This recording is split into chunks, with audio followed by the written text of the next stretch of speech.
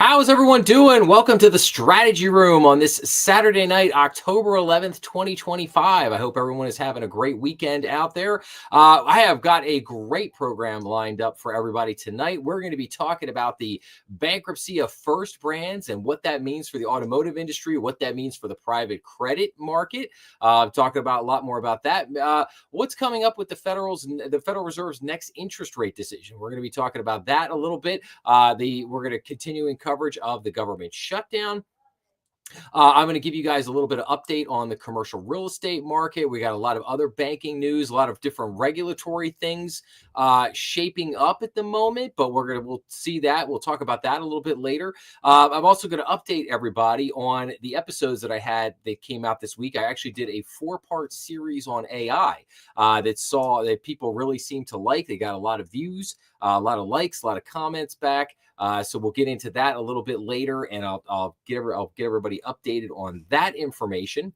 But let's jump in here tonight. Unfortunately, I do have to say this: the Debt Clock website, still having an issue with this website. They got this like pop-up thing on there, and I don't know, maybe there's something wrong with me. I can't get this thing off. I've tried opening it in different browsers. I've tried clearing, the cache, all the stuff, and I just cannot get this thing to work. So yeah, the Debt Clock website, can't really get anything.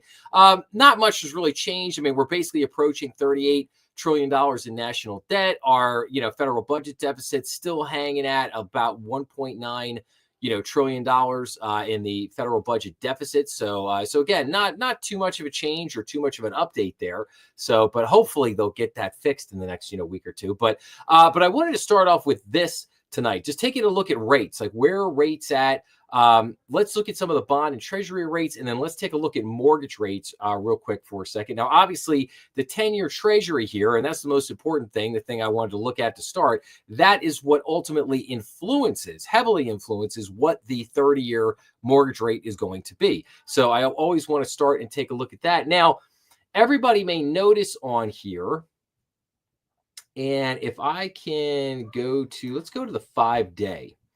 Okay, yes. So everybody remembers last week, I was talking about interest rates and how that the interest rate reduction was already priced in, and that after the actual cut happened, the 10-year treasury started to move up a little bit from like 4% up to about, 4.178 here on this is going back to, I guess, about October 7th here. So it had started out the week at about 4.121 and then got up to a high of 4.178. But then you'll notice over the last couple of days, it's come way back down to 4.036. And what did I say last week? I said I thought that this would eventually creep its way back down to about 4%.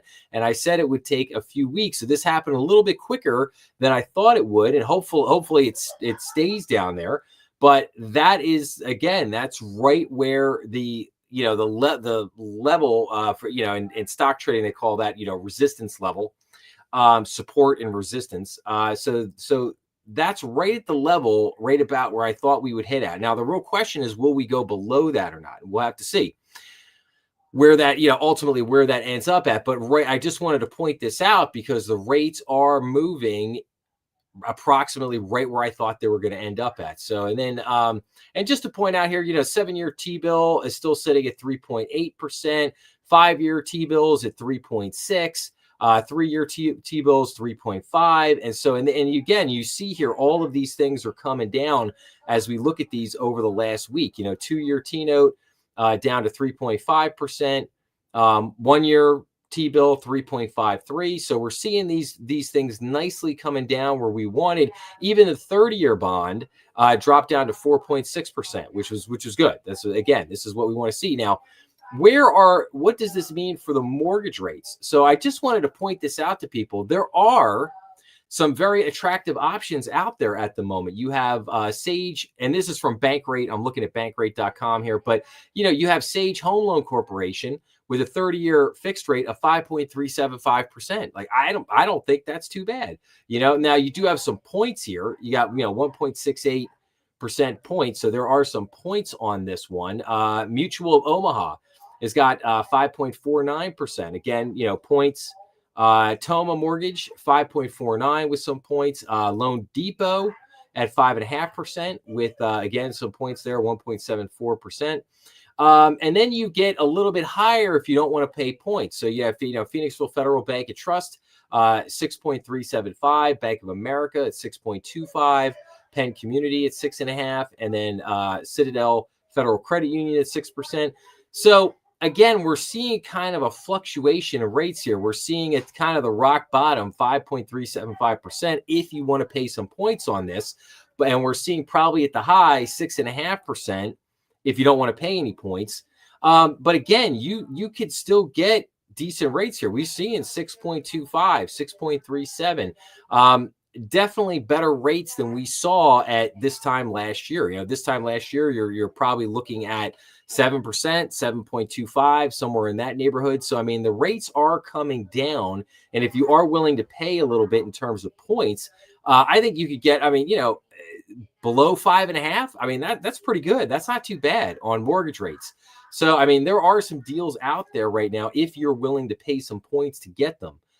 So this is, again, I just point this out because this is exactly what we wanted to see. We wanted to see these rates get back down into the fives. And again, and I'm not saying that this is a silver bullet or some cure-all end-all for housing affordability, but it certainly helps. It's going to go a long way to helping the real estate mortgage kind of get going again. Now, I will point out that I have seen a couple articles in the last few weeks that basically talked about how in order to really get the mortgage market ramped back up, we'd have to get rates back down into the fours. And there is a lot of truth to that, but I would caution people that if you go back to that, that means certain things. That means we're going back to what the Fed called, ZIRP, zero interest rate policy. That means you're having the Fed take the federal funds rate down by 200, 300, basically taking it back to zero. That we don't want to do that. Like, the Federal, it's hard for people to understand. The Federal Reserve should have never done that to begin with. They never should have done the zero interest rate policy. They certainly shouldn't have kept it there for 10 years.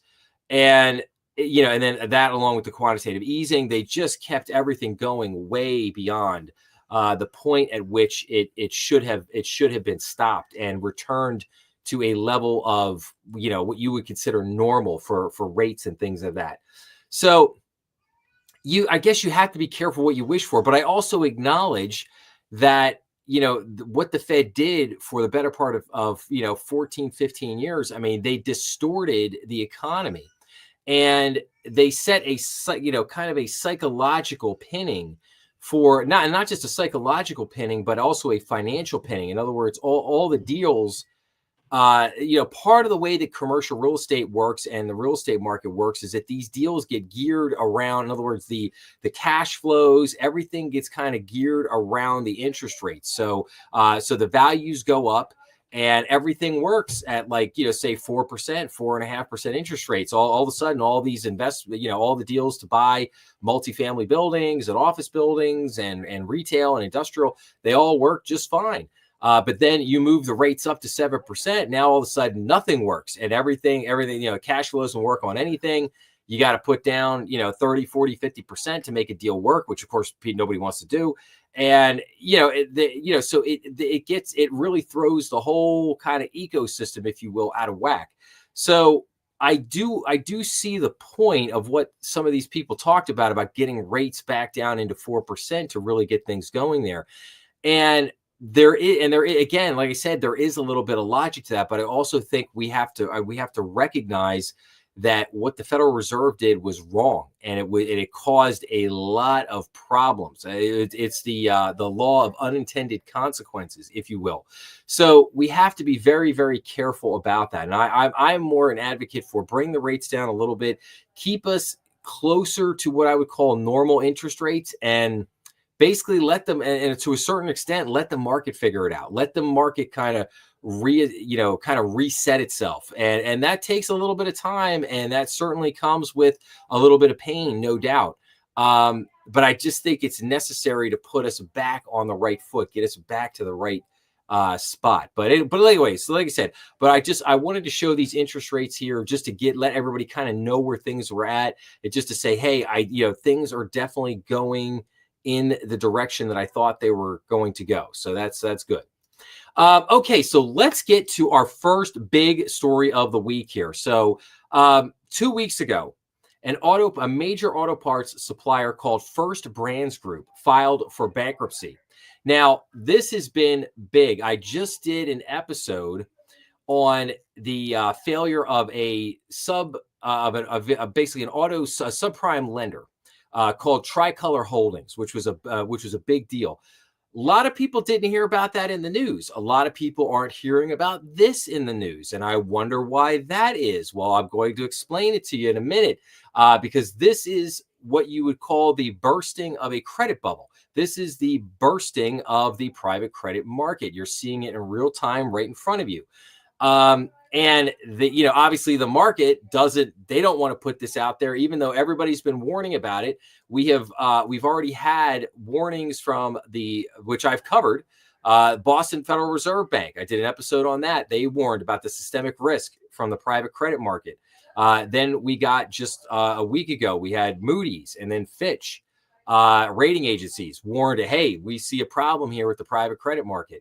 And now we see the blow up of Tricolor Holdings, and now we see this blow up of this First Brands Auto Group. So let's get into this for a minute. So the company listed debts totaling between 10 billion and 50 billion in filings, but gets a lot worse than that. We'll see that in a minute. So the supplier of some of the automotive industry's most well-known aftermarket parts has filed for Chapter 11's bankruptcy protection in Houston. Privately held First Brands Group of Rochester, Michigan, on September 29th, filed for bankruptcy in the Southern District of Texas in order to stabilize its business operations and maximize ongoing value, the company said. First Brands Group bankruptcy filing comes on the heels of a wave of similar filings on September 24th from a host of affiliated companies that operate as specialty purpose entities. Patrick James, president and CEO of First Brands Group, is listed as the head of multiple business units that also filed for bankruptcy protection. In its filing, First Brands Group listed debts totaling between 10 billion and 50 billion, with assets ranging from 1 billion to 10 billion. This summer, the company sought to refinance its existing debt structure prior to 4.8 billion in loans maturing in 2027, which would have provided First Brands Group with increased liquidity through a fixed rate first lien term loan and second larger loan, credit rating agency Fitch Ratings reported in July. Those restructuring plans would have kicked the majority of the company's loan maturation obligations down the road until 2030, but it was unsuccessful. It subsequently paused its restructuring plans, Fitch said. First Brands Group balance sheet lists 4.9 billion of first lien loans in June, as well as an additional 987 million in second lien and other debt. However, the company was also highly leveraged from extensive off-balance sheet borrowing from its various special purpose entities that took out loans to raise money for First Brands Group, Fitch noted. Fitch Ratings twice downgraded First Brands Group, and on September 29th, it withdrew its ratings entirely in light of the group's lack of publicly announced plans to restructure its massive debt load. First Brands said it had secured 1.1 billion in debtor in possession financing from first lien lenders, and that will allow it to continue operations. Well, we shall see. Obviously, that didn't pan out. Now we go to Jefferies Linked Fund faces 715 million risk from First Brands receivables. Other financial firms, including Nomura, South State Bank, hedge fund manager O'Connor, and CIT Group have also been linked to First Brands. Oh, yeah, there's a whole lot of people that are going to be linked to this. So Jefferies Point Bonita Capital Fund is facing financial risk due to 715 million in unpaid invoices from collapsed global aftermarkets auto parts supplier First Brands. First Brands Group's filed for Chapter 11 bankruptcy protection. The company also determining whether there are any potential irregularities related to its factoring arrangements, a type of financing where a firm sells its unpaid invoices to a third party at a discount in exchange for immediate cash. One of the largest holders of First Brands accounts receivable is Point Bonita Capital, a trade finance fund managed by Leucata, if I'm saying that right, Leucadia Asset Management, a division of Jefferies. Point Bonita Capital, you got to love these names. Point Bonita Capital oversees a $3 billion portfolio backed by $1.9 billion in equity. Since 2019, the fund has invested in receivables connected to First Brands sales to top auto retailers, including AutoZone, O'Reilly Auto Parts, and Walmart, totaling $715 million. First Brands was responsible for forwarding payments from retailers to Point Bonita Capital. So I just want to point this out to everybody. Factoring companies. So why do you go to a factoring company? You go to a factoring company because you're having serious problems with your cash flow. And basically you have probably borrowed from the bank, and the bank has basically said, yeah, you're leveraged and we're not going to give you any more money. So therefore, the next stop is to the factoring company. And the fact is, factoring is not cheap. Factoring is not cheap. And basically, when, that is, I hate to say it that way, but it's the truth. Like, when you're with the factoring company, it can be very difficult to get out of that situation. You kind of when you get stuck in that whole factoring mode, it gets very expensive to get out of. It's expensive to continue. It's expensive to get out to. It's just not a good situation. And you're basically, once you hear that, once you hear like, oh, this big company was using a factoring company to basically support their receivables, that basically tells you they're about one step away from bankruptcy at that point. Because their cash flow is just, it's gonna come. Their cash flow is imploding on itself, and it's basically going to accelerate at some point. And then it just, goes on to say that Jefferies hasn't received anything. Several other financial firms have been linked to First Brands, including Nomura, South State Bank, UBS-backed hedge fund manager O'Connor, and CIT Group, which is owned by First Citizens Bancorp. In total, First Brands has $11.6 billion in liabilities, including $2.3 billion from factoring deals. A lot of people are going to lose a lot of money on this one. An ad hoc group of cross-holders, typically creditors or investors, agreed to provide First Brands with $1.1 billion in debtor-in-possession financing to continue business operations and complete customer orders. Today's actions mark an important step towards stabilizing First Brands operations and securing a long-term future for the company's world-class portfolio of aftermarket automotive parts brands. Don't see that happening. But again, we're going to learn in the weeks ahead, no doubt, some of the big issues coming with this company. And like I said, there are a lot of companies that are locked into this, and a lot of companies are going to be losing a lot of money on this. Now, let's take a look at this for a minute. So real quickly, I'll tell everybody, and I usually get into this later in the show, but I'll tell it now. So yesterday I put out an episode called Fitch Ratings Warns About Systemic Shock to the Private Credit Market. Now, what was this episode about? Basically, I said, here we go again. Another warning about private credit, this time from Fitch Ratings. According to their recent research, a shock to the financial system that impacts the private credit sector could create a large systemic problem for a wide range of investors and lenders, i.e. hedge funds, private equity funds, and banks.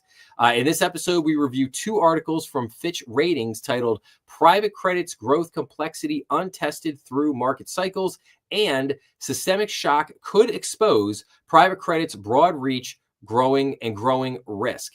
Now, I can tell you right there, they said those articles were all about if we see a shock. Well, here it is. This is the shock right here. This is the shock. The First Brands bankruptcy. This is the shock that they've been waiting for. So, and let's see here this article from S&P Global. So, U.S. banks pursue opportunities but exercise caution, and private credit's rise. So private credit's significant growth is prompting some banks to seek new opportunities to adapt and compete, while others are keeping a cautious eye, as well they should. Direct lending focused funds have amassed substantial capital, with dry powder reaching a record $160 billion as of September 24th, according to S&P Global Market Intelligence. The industry's significant growth has prompted many large banks to strike partnerships with those entities. With private debt's rapid growth, intensifying competition, and the high levels of dry powder sources have become critically important, which has facilitated the rise in bank partnerships, rating agency Morningstar DBRS said in a June 30th report. Moreover, loans to the private credit industry will continue to take up more space in banks' loan books, the firm wrote. Yes, until it blows up. Okay, yes, until this thing blows up. And you can see here, I show this chart so that you can see the massive growth in the private credit market. Now, very interestingly, you might be looking at this and you might go all the way over here to the left and you might say 2010. This started in 2010. I wonder what else started in 2010. Oh, yeah, that's right. ZIRP, zero interest rate policy, and massive quantitative easing from the Federal Reserve. Now, you might say, what does that have to do with this? Okay, so quantitative easing, they basically keeping interest rates at zero. They took what's called the risk-free rate. They took the risk-free rate out of the market, and they basically punished savers and retirees. And thus, they forced everyone across the board to do something what they called reach for yield. Okay, you had to go out because any yield, when rates are at zero, any yield is better than zero. So even if you only got 3% or 4%, that's still better action than zero. So it forced companies to reach for yield and to reach for very risky things to earn just a little bit of yield.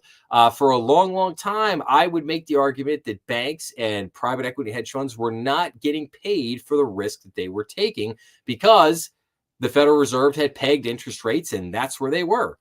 And that's where the market got stuck. So companies had to reach for yield. Thus began the creation of the private credit market. Now you can see here, it started out 2010, 11, 12, started very slowly, growing. Okay, now what happened here about 2016, 2017, it really began to take off because basically banks had, a number of different things that started to grow. Banks started to look at their portfolios and say, hey, we got some risky, junkier stuff that we'd like to get rid of. And thus the private credit market beast was growing and it had to keep getting fed. So they basically said, hey, we need to keep feeding this beast and we'll take anything you got. Give us whatever you got. Okay. So slowly banks started dumping more and more stuff into this thing, this ferocious beast that had been created. We got to just keep pumping it. And then right around COVID, you could see right around 2020, it was growing. This is when it got supercharged right after COVID, and it went supernova because at first a lot of banks were probably worried that, okay, we've got a lot of risky loans on our books. Office properties are going to be in the tank because everybody's staying home and everything's locked down. And so they wanted to offload a lot of that stuff. Okay. But then in 21, 22, the Federal Reserve decided to jack interest rates for the first time in 14 years. So they jacked the interest rates up. So then all of a sudden, all these loans you had with the banks went into what's called extend and pretend mode. And then they also said, hey, we need to offload more of these loans. We got this whole basket of office properties and all this other stuff, whole bunch of junk that we don't want because it's either going to go bad or we deem it too risky. And so they said, hey, we got to get this off the books, and off it goes. And so you just see this massive growth of this private credit market. And now we have this, and this, ladies and gentlemen, is called a credit bubble right here. To the far right, you can see how this thing has grown. This is called the credit bubble. This market is now I know this is saying, 160 billion. This market is now well into the trillions of dollars. It is not a 160 billion market. Is far larger than that. And I report on this in that episode that I did yesterday. So if you have interest in learning a little bit more about the private credit market, go check out that episode that I just put out yesterday. I think you will find some of the information there very interesting, but I just wanted to share this with people because I believe that this is now, like I said, the failure of Tricolor Holdings, the failure here of First Brands. These are the canary in the coal mine. And what will happen is you will now begin to see a ripple effect as these loans go bad. All these other players involved in this, the South State Bank and the O'Connor and CIT Group and Nomura. They're all going to get pulled into the fold. They're all going to suffer significant losses. This is where this is heading. And there are other companies that are going to blow up with this. I don't have it in. I don't have it in front of me, but there was also another automotive company that failed. That was a big supplier to Ford. That's another one affecting the auto services business. So again, you're beginning to see these major cracks, and it's starting in the automotive business. And we'll see where this takes us. But my guess is that this is just the beginning, and you are going to see other things now that it will start to pick up steam. The interesting thing is that I just want to put this out there is that I believe that there is an effort to bury this story somewhat in the mainstream business news. I looked at an article on CNBC about the whole Jeffries linked fund fiasco, and basically they had it blocked out. Not that you couldn't access it if you wanted to, sign up for a free account, do a couple other things, and then you could see the article. But you got to ask yourself, like, why, of all the articles on their site, why are they kind of hiding this one, so to speak? Not letting you get in and read the details of this, and why is it buried at the bottom of the page? And again, I believe it's the same thing with Tricolor Holdings. You didn't hear barely anything about Tricolor Holdings, because first of all, because that story is a major embarrassment. Because the company's whole business plan was selling cars to undocumented illegal immigrants. Great winning strategy there with that, right? So first of all, it was an embarrassment, but then it was this big failure that I think is going to end up costing a bunch of companies billions of dollars at the end of the day. And you got some pretty big banks involved in that one. JP Morgan, Barclays, I think, was it Fifth Third? I can't remember the other bank off the top of my head, but but there's other big banks involved in that, and now you got this on top of it. So this is going to keep going, everybody. This is just the first. These are just the first cracks you're seeing.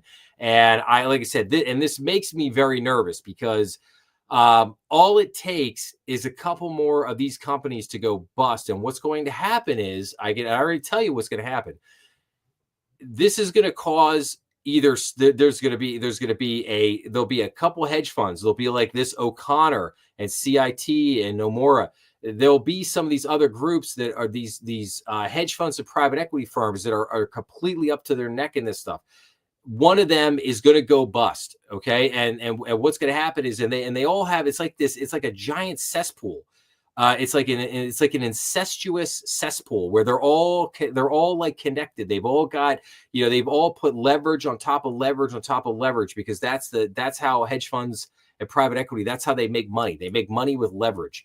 And they lend to each other, and it's debt on top of debt on top of debt. Just what they said here. Oh, First Brands, they had the first level debt, the second level debt, and that wasn't enough. So then they had all these SPACs that then they created these other companies, and then they took more debt out and they leveraged on top of that. I mean, this was just like almost like a massive Ponzi scheme. But this is what you see in this world, and sooner or later, one of these things is going to pop, and it's almost like, I don't know if anybody ever saw the movie Dumb Money, and the whole stunk stocks, that was with GameStop. But if you've not seen Dumb Money, it's a great movie, super funny, very entertaining. I highly suggest you go watch it. I did do a movie review on that if you want to go back and watch that. But what happened was, again, a hedge fund gets blown up, and that hedge fund owes Citadel, one of the biggest, baddest hedge funds out there. That company was on the hook to Citadel, and Citadel had to come in and basically bail them out, because if Citadel let them go down, then that was going to cause big problems for Citadel, and that is exactly how this rolls. And so what I worry about here is that something's going to pop, something's going to burst. And then like I said, it will create eventually this domino effect, which will run back and land at the Federal Reserve's doorsteps. And then and then of course it'll be, oh, we had no idea that this could happen, and what is going on here? What is the private credit market? And everybody will be shocked. What is the private credit market? We've never heard of this. What is this? You know. So anyway, all right. So I worked that story over. Okay, all right. So all right, let's go on. Let's talk about some trade stuff and some shutdown news here real quick, and because I want to get also there's a very big merger in the bank, a massive merger in the banking business announced this week, and I definitely want to get to that. But let's talk about some of the trade stuff here. So, China's rare earth escalation threatens trade talks and the global economy. Oh, it sure did. President Trump says Washington is weighing a response, and oh, what a response it was. So, but China's new rare earth export restrictions require permission for goods with 0.1% or more rare earth materials sourced from China by value. So China's newest restrictions on rare earth materials would mark a nearly unprecedented export control that stands to disrupt the global economy, giving Beijing more leverage in trade negotiations and ratcheting up pressure on the Trump administration to respond.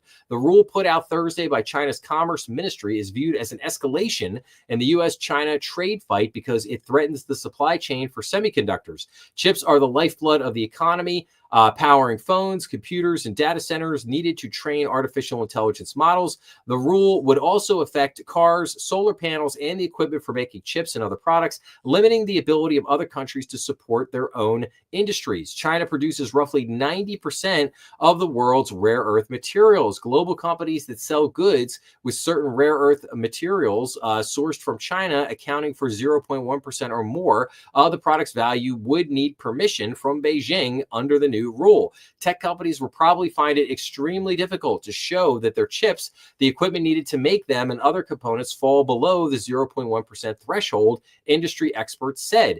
These rare earth minerals and the ability to refine them are just the basis of modern civilization, said Dean Ball, who recently left his White House role as an AI policy advisor to become a senior fellow at the Foundation for American Innovation, a think tank. He added that the rules could cause a U.S. recession if implemented aggressively because of how important AI capital spending is to the economy.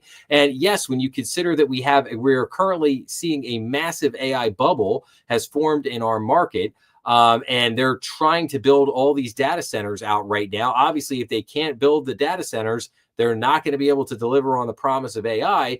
And so China really is doing this because they really think they have us over the barrel. And it's kind of funny because I've been working on a number of specials, one on crypto, one on AI, one on healthcare, and one on China. And I was basically, sometimes it's funny. I wanted to put that special out. I'm going to do that as a live stream. It's going to be a live stream special. And I wanted to do that, but it was kind of funny. Like I kept getting stalled and I kept putting off. And then because other information was coming in and I was like, oh, this would be good. I'd like to add this, I'd like to talk about this. And, so it's kind of, I don't know, serendipitous sometimes how things work out. But I think now with this, this is the perfect time to roll that special out because I want to talk about how China looks at all this stuff, because China this is not just a trade war. This is war, period. China has, a very interesting way of looking at the world, looking at everything, and they consider everything warfare in a certain sense. This is economic warfare on China's part, and make no mistake about it. We are in a trade war now with China. We are in a massive trade war now. This is the kicking off of that. And again, I welcome it because I feel like, U.S. and China have been tiptoeing around each other for quite some time now. I mean, this is a long time coming with this. And again, I think that it's time that we did enter into a decoupling of sorts with China, and not to say to break away from everything, but I think we do need a decoupling from China. I think we need to bring a lot of our manufacturing back. We need to bring it back for a lot of reasons, for national security, for cybersecurity, for a whole myriad of reasons. We need to bring this stuff back. But was Trump's response to all this? Well, here you go. Trump to impose new 100% tariff on China on November 1st. The president said export controls on critical software will also take effect on November 1st. Earlier, Trump also threatened to cancel a meeting with China's Xi. So President Donald Trump on Friday said that the United States will impose an additional 100% tariffs on Chinese goods and export controls on critical software starting on November 1st. Trump accused Beijing of adopting aggressive export controls on nearly all of its products, referring to the Chinese regime's recent rule changes aimed at restricting shipments of rare earth elements. In a new Truth Social post, Trump said the United States will impose a tariff of 100% on China over and above any tariff that they are currently paying. Also on November 1st, we will impose export controls on any and all critical software. He warned that tariffs could be implemented sooner, depending on Beijing's reaction. He also said China's new export controls, which would affect all countries, appeared to be a strategy devised by Beijing years ago. It is impossible to believe that China would have taken such an action, but they have, and the rest is history, he wrote. During an Oval Office meeting on drug prices later that day, Trump was asked by reporters if he had canceled his planned meeting with Chinese Communist Party leader Xi Jinping. Both leaders were expected to meet during Trump's visit to South Korea during the Asian Pacific Economic Cooperation Summit later this month. I don't know if we're going to have it, but I'm going to be there regardless, so I would assume we might have it, Trump said. He also noted that a lot more items could fall under U.S. export controls. We have airplanes. We have airplane parts, he said. We have a lot of Boeing planes, and they need parts and lots of things like that. The tariff announcement followed a lengthy post from Trump in which he accused the Chinese regime of taking a hostile and unprecedented step by sending letters to countries worldwide to announce new export controls on rare earth elements and key materials. He vowed to respond with countermeasures, including significant tariff hikes and other actions. So I believe this is now the kickoff of, like I said, this is the kickoff of the Chinese-American trade war. I think this is now again, we've been flirting with this thing all year. And now here we are. And again, because China was never going to honor any of the things they say. China, that's their game. They play games. They'll sit there and they'll say, oh yeah, they'll get real aggressive and then they'll back off and they'll say, hey, no, we were just kidding. We'll work with you. We'll do this. And then you get down to the table and then maybe they make some very meaningless concessions. And then they'll say, oh, yeah, we'll continue talks. And then you keep coming back. And then they didn't honor the things that they said they were going to do the first time around. And then they come back and then it's always some kind of stall tactic. But I will tell you that this is big. Why is this big? Because this is so much more than just microchips. So there's a number of layers to this. So what's the first layer? The first layer is the AI race. Okay. America is trying to win the AI race over China. What does that necessarily mean? Not quite sure what winning actually looks like on that. Does that mean we have the first AI super intelligence? I don't know. Do we just get AI up faster? Do we just create the more dominant, more prevalent AI systems and keep it going? But the problem with that is chips, microchips. Taiwan makes a lot of microchips in the vast majority of microchips in the world.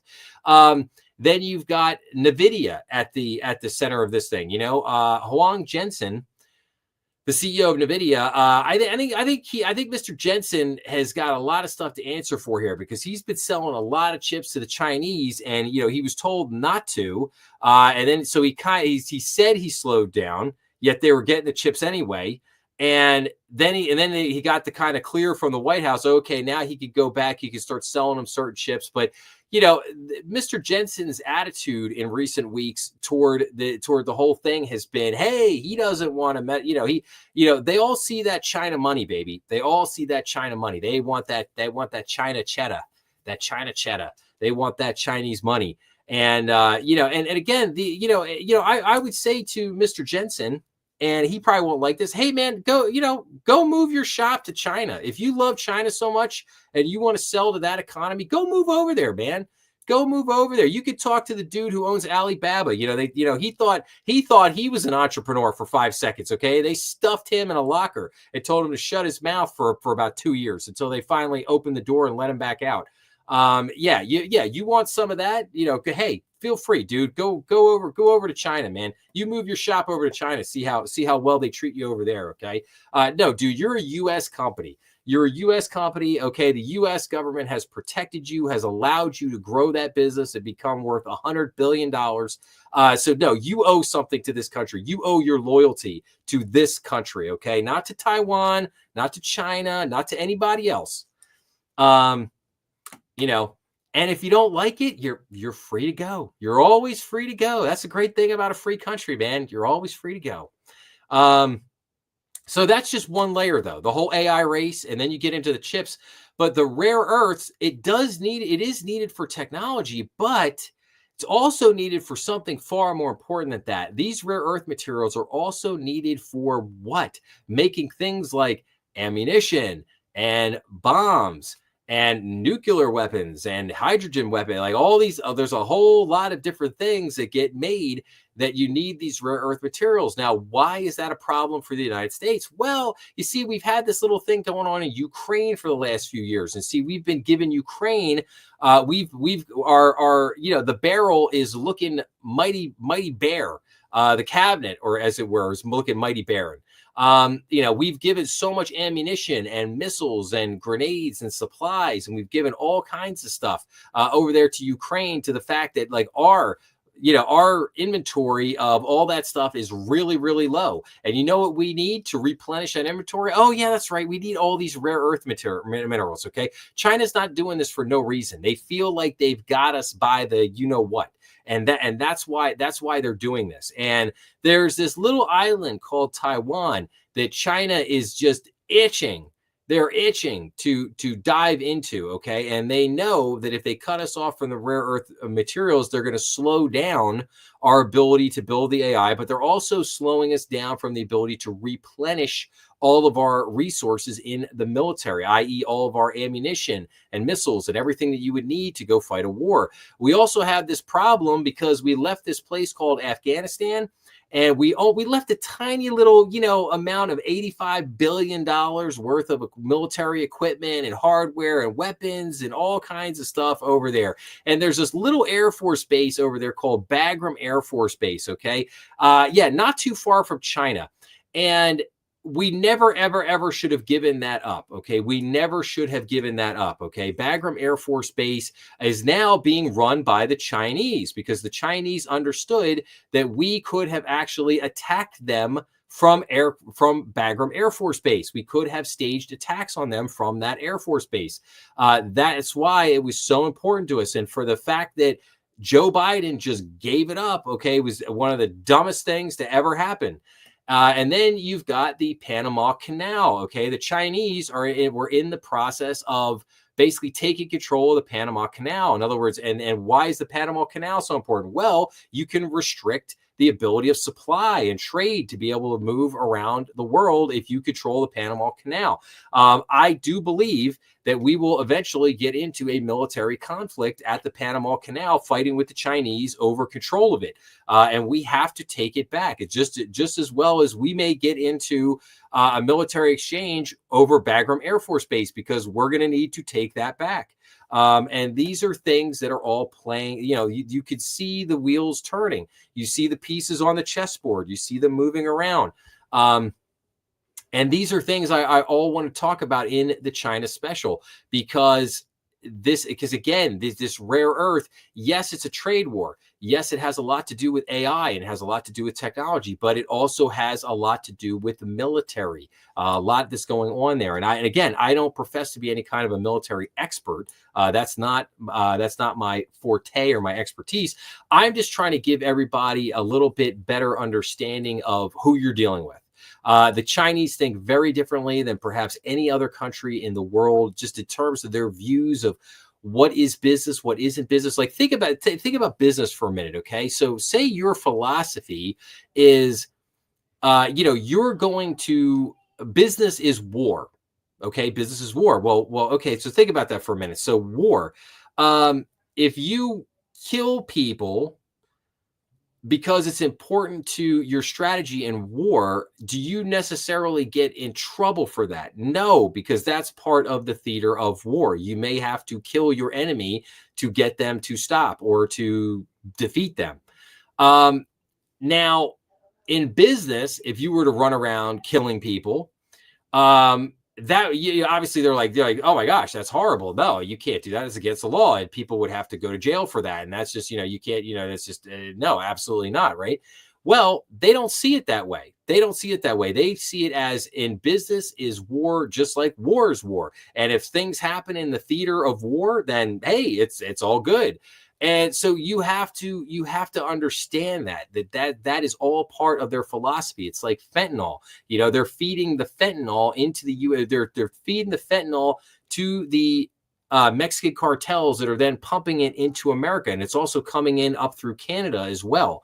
And that's part of what was going on here with the trade negotiations. Was President Trump was saying, "Hey, you're going to stop pumping the fentanyl into the United States." And again, that gets back to it's just to them, it's just business. It's oh hey, if we send the fentanyl over to the Mexican drug cartels and they happen to pump that into the U.S. and that happens to kill 150,000 people a year, oh well. That's just part of the theater of economic warfare.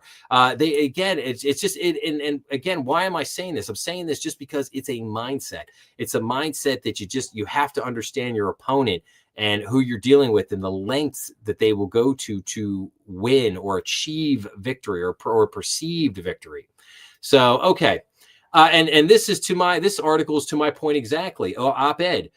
With new rare earth restrictions, it's time for U.S. market to get real about the future threat of Chinese lawfare. So Chinese sweeping new export controls on rare earth magnets and related technologies are just one weapon in a growing lethal arsenal the U.S. rival is building to win a global economic war. U.S. boardrooms and C-suites are still not taking the threat seriously enough, writes international trade and policy analyst DeWardrick McNeil. And it says here, in the ever-evolving long-term competition between the United States and China, it can be easy to lose sight of the quieter but more enduring risks that lie beneath the headlines. Case in point, China's new sweeping export controls on rare earth magnets and related technologies tightening its grip on critical imports for everything from EVs to fighter jets.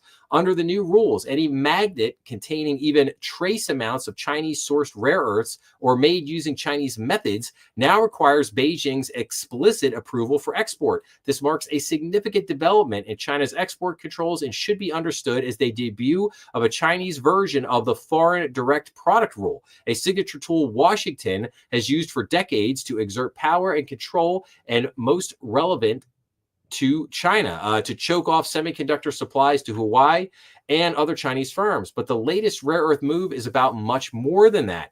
As attention turns to the anticipated Trump-Xi meeting on the sidelines of the Asia-Pacific Economic Cooperation Summit in South Korea later this month, or to flashpoint issues like Taiwan, the TikTok deal, tariffs, or semiconductor competition. The deeper structural tensions shaping the U.S.-China long-term trade relationship and the rest of the international system risk falling into the background.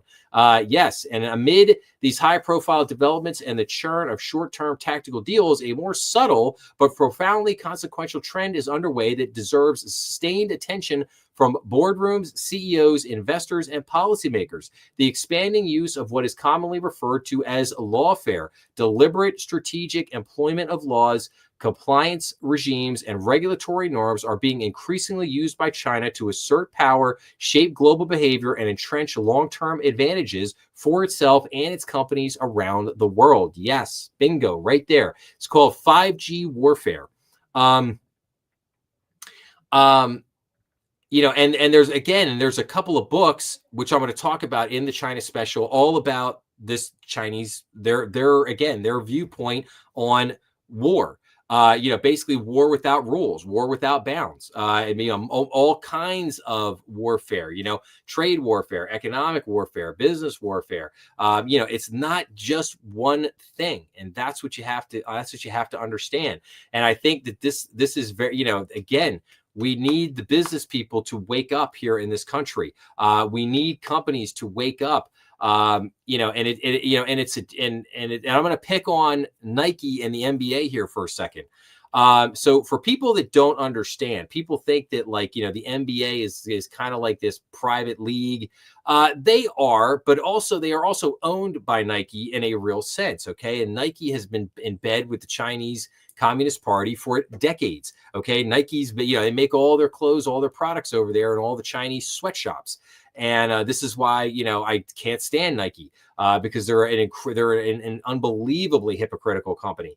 And then they'll pay to have a company like a movie like Air made. They'll get Matt Damon and Ben Affleck out there to play Phil Knight and we're this great all-American company and we're just all about the athletes and everything. And okay, man. Yeah, I see you. And then, and then they get the NBA's. The NBA is willing to kiss China's butt anytime the opportunity arises because, China's just got them on their payroll now at this point. I mean, it's disgusting. And, and it's terrible and it needs to stop. And, but this is the kind of stuff that's going on here. And, and I would be happy. I would be very happy if the 600,000 Chinese students that are over here taking American spot in the universities. I would be happy if they all went back home.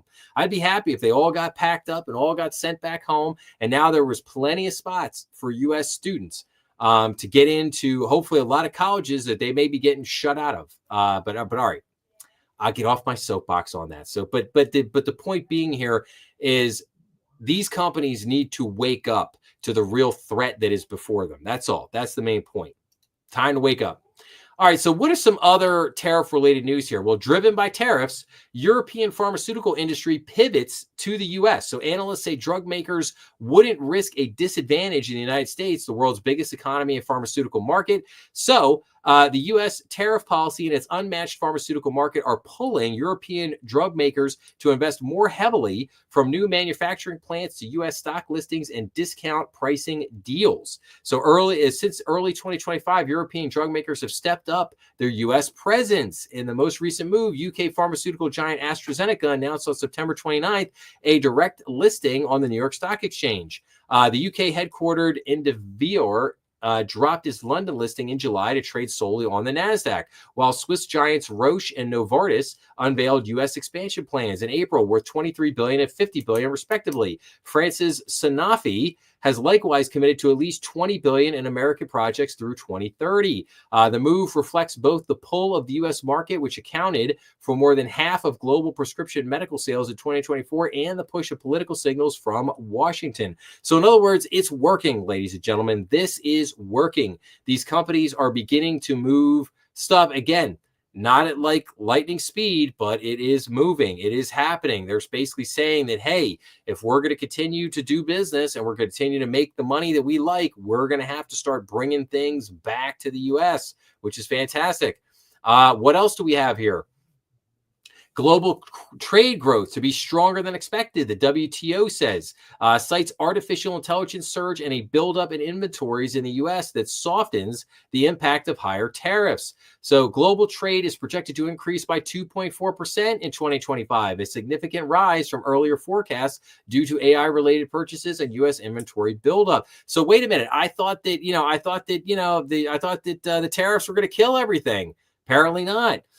Global trade in goods will increase more rapidly than previously expected this year as purchases of goods related to artificial intelligence surge and a buildup in inventories in the U.S. softens the impact of higher tariffs, the World Trade Organization said Tuesday.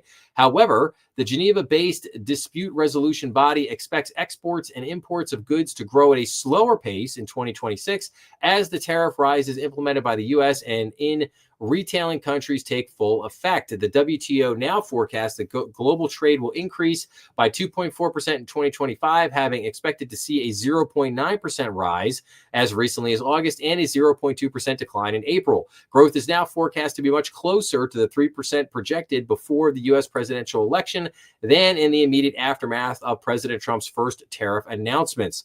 Trade has been more resilient than many economists expected, in large part because U.S. businesses imported large quantities of good in the early months of the year in order to avoid paying the higher tariffs on imports that were expected later in 2025. But the WTO said the modest nature of retaliation by other governments to the higher U.S. duties has also helped, as did a jump in trade in AI-related products. Now, what have I been telling all you guys for months and months and months now?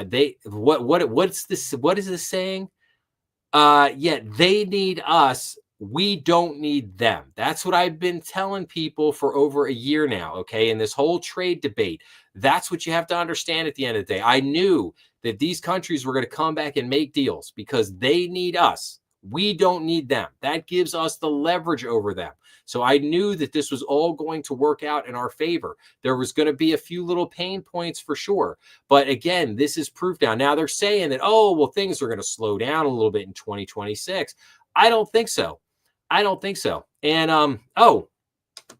and one thing I forgot to mention on the rare earth minerals and materials. So I want everybody to think about this because this could get a little wild. This could get a little wild. So think about this for a second. Russia has some of those rare earth minerals that we need. How wild would it be for the war, the whole Ukraine-Russia thing to get worked out, and then the U.S. signs a deal to get a bunch of those rare earth minerals that we need from Russia?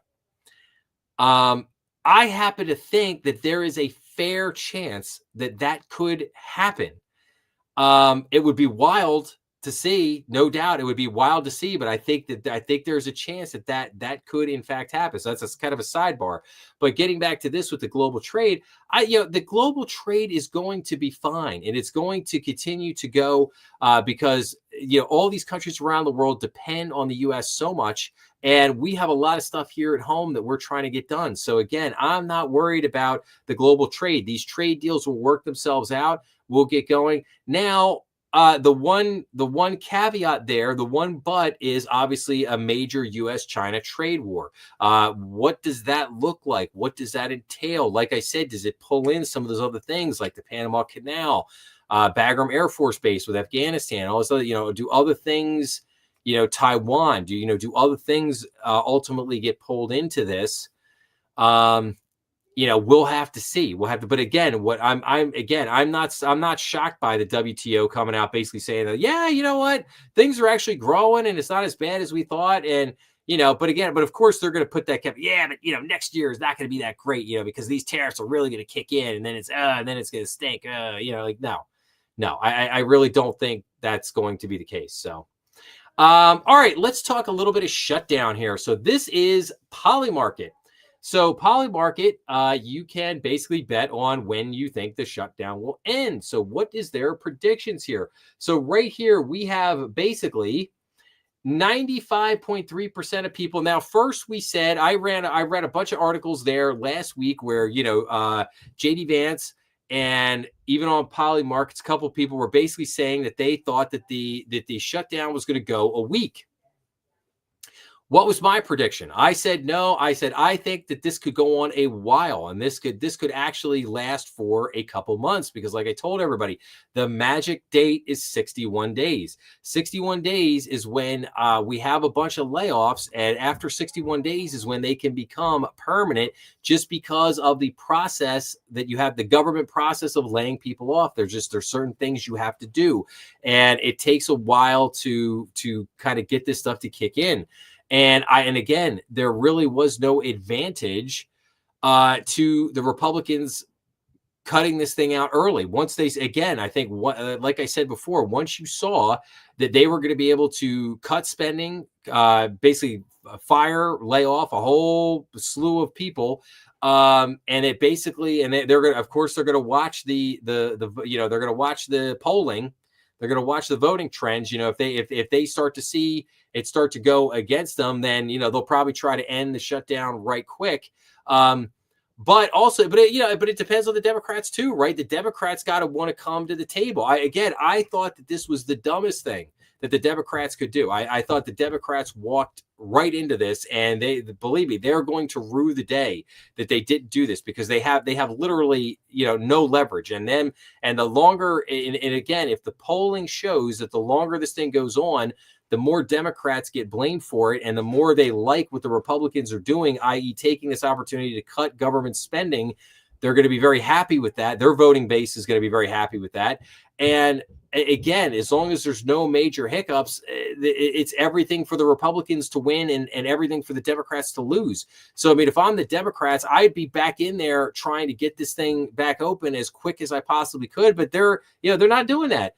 And what does Polymarket thinks? Well, now, 95% of people think that this is going to go till October 15th or later. 95% think October 15th or later. So they think that this is now going to go on for at least a few more weeks. Now, the longest shutdown in history was 35 days, and I think we are going to very easily challenge that. And I think, like I said, I think we're going to blow by that. We'll see what happens there. But only 3.7% think that this is going to end between October 10th and 14th, which is early next week. I think there's basically a 0% chance of that happening for early next week. I think at a minimum this goes on now for at least a few more weeks. If they don't come to their senses. But again, really like looking at Polymarket here. Polymarket has really become a very interesting site with their kind of, a lot of this stuff is shown, especially starting with the presidential election last year. A lot of the stuff that they're showing on the Polymarket site, the things that they're betting on, have shown to be pretty accurate. Again, you can't say it's 100%, can't say it's a perfect predictor of anything.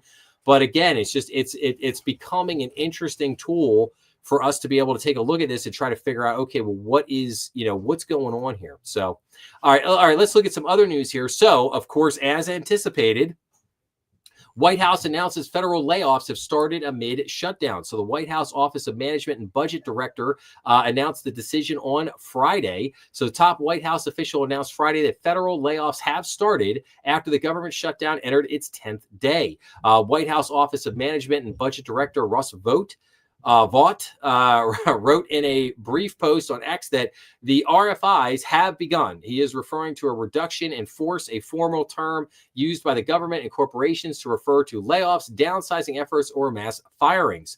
Vought did not provide more details on which positions are the first to go. However, President Donald Trump has repeatedly said that layoffs were on the table amid negotiations with Democrats to reopen the government. In a court filing on October 10th, the administration said it began issuing RIF notices to more than 4,000 employees across multiple departments. The Department of Health and Human Services, Treasury, and Education have the highest approximate numbers of employees who were receiving notices. A number of non-essential employees were furloughed in the early morning hours of October 1st when funding for the government stopped as the Senate hit an impasse after Democrats sought to add conditions to a stopgap funding measure. Since then, attempts to pass a funding resolution have failed in the Senate, which requires 60 votes, with the latest attempt failing on Thursday. So, and again, like I said, there is a process to this, right? Like they did the furloughing. Now they're issuing the RIF notices. Like I said, there's a process to this. It takes 61 days. That's what I was talking about just a few minutes ago. You have to they have to go through that process. And that's why I said, I don't think that this shutdown is going to be very quick. Now, here we go. Oh, the IRS to furlough 34,000 employees as government shutdown halts Treasury operation. Be still my heart. Sorry, I'm having a little too much, having a little too much fun with that one. It's terrible. The IRS lost 34,000 employees. How could they? It's like sweet music to my soul. The agency says around 46% of staff are being furloughed amid debate in Washington whether back pay is guaranteed. So the IRS said in an emergency message to staff that it will furlough more than 34,000 employees starting on October 8th to the government shutdown. Due to the lapse in appropriations, most IRS operations are closed, the IRS said in an October 8th announcement. An IRS-wide furlough began on October 8th for everyone except already identified, accepted, and exempt, accepted and exempt employees. The furloughs amount to 46% of the agency's workforce. Call center employees, IT workers, and most headquarters staff will be sent home. According to the statement, employees assigned to carry out the tax and spending law that President Donald Trump signed in July will continue to work. So, so again, very, very interesting stuff here indeed. So, now here's an interesting side effect to this, right? So we have the shutdown. Now, you'll notice I haven't really talked much so far tonight about economic indicators. Now, why is that? Well, because there are no economic indicators at the moment. So the shutdown meant no jobs report, and Carlisle's analysis shows it would have been pretty bad. So employment growth was essentially flat in September, according to data from investment giant Carlyle that seeks to fill in data gaps created by the government shutdown. To be sure, while Carlisle's data showed anemic payroll gains, other indicators painted a brighter picture. The firm said underlying GDP growth was running at a 2.7% annualized pace. So the firm said its proprietary data showed job growth of just 17,000 for the month, which would be even less than the 22,000 gain in August, reflected in the Bureau of Labor Statistics data. With the BLS shuttered and data releases suspended until the impasse between congressional Republicans and Democrats is resolved, Wall Street firms are rushing to provide alternative measures to paint a picture of where the U.S. economy is heading. Carlisle's data jibes somewhat with other releases showing little hiring growth. So, and ADP last week showed that they said that they were seeing 32,000 jobs. Still very, very weak, right? Still a very, very weak number. So not nearly good enough there, right? CPI inflation report will be released by the Labor Department while other data is delayed by the shutdown. So the Labor Department will bring back staff to work on the Consumer Price Index. The department had originally paused work on the CPI report due to its shutdown plan. Yes, the Fed needs them to come back and needs them to keep the inflation dialogue going because that's all they got to stop from cutting rates more, right? Because hey, if the inflation argument's not there, their entire argument of why not to cut rates completely collapses, and then we're into hopefully better rate cuts there. But again, we have this side effect here of the shutdown where a lot of this economic indicator information is not getting reported right now, but we got here that the CPI inflation numbers are going to get done. Basically, some of these people are coming back to work, and we'll get this stuff. We'll get some of these numbers reported out. So, okay, here's another. So IRS announces new federal income tax brackets for 2026. Oh, I know everybody couldn't wait to see this, right? The IRS has unveiled higher federal tax brackets for 2026 to adjust for inflation. The standard deduction will increase to $32,200 for married couples filing together and $16,100 for single taxpayers. There are also changes to the long-term capital gains brackets, estate tax exemption, child tax credit eligibility, and more. The IRS announcements comes a day after the agency said it would furlough nearly half its workforce due to the ongoing government shutdown. So let's take a look at these tax brackets here. So, all right, let me see. Can I blow this up a little bit to make this a little bit bigger? Hopefully people can. There we go. I think that's a little bit better. People can see it there. Okay, so here are the marginal tax brackets for tax year 2026. Now, this is for married filing jointly. We'll see single in just a second. But this is for married filing jointly. So for 0 to 24,800, 10% of taxable income, 24,000 to 100,000, basically, $2,480 plus 12% of the amount over 24,800. For 100,000 to 211,000, so 11,600 plus 22% of the amount over $100,800.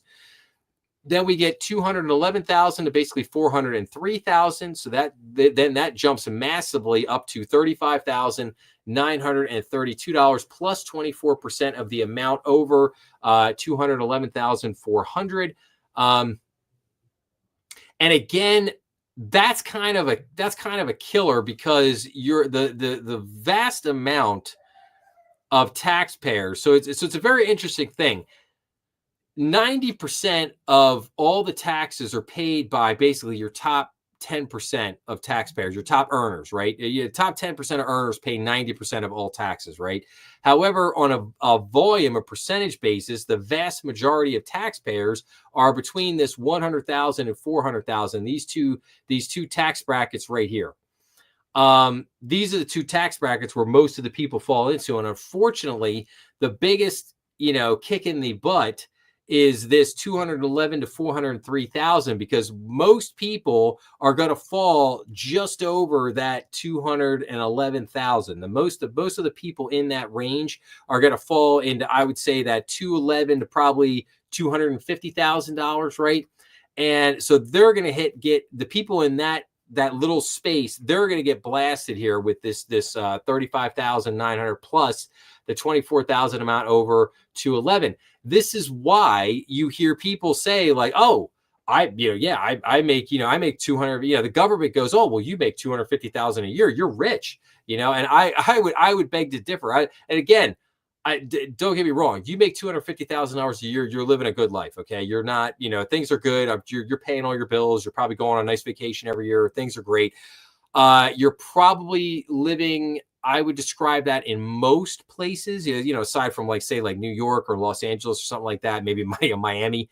I would say most places, you are living probably a middle to upper middle class lifestyle if you're making, at least, like I said, $250,000 a year. But you're not rich. Okay. You're not rich. And the reason is because you are getting pillared with everything. You're seeing no breaks on anything at that, in that tax bracket. That 100,000 to 250, you make $100,000 to $250,000, you get the bad end of the stick, if you know what I'm saying. Like you get nothing in that range.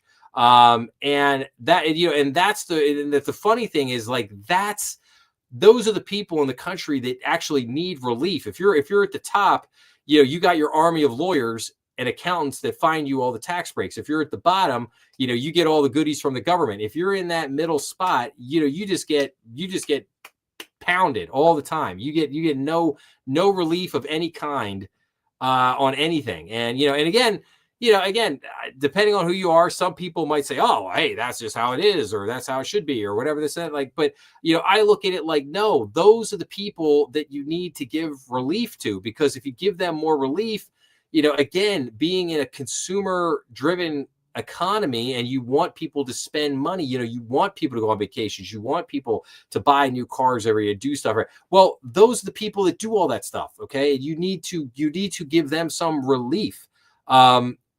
Because if you do, you'll get them to spend more money. They'll invest in more stuff. They'll they'll just do a lot more things with that money that will help to grow the overall economy.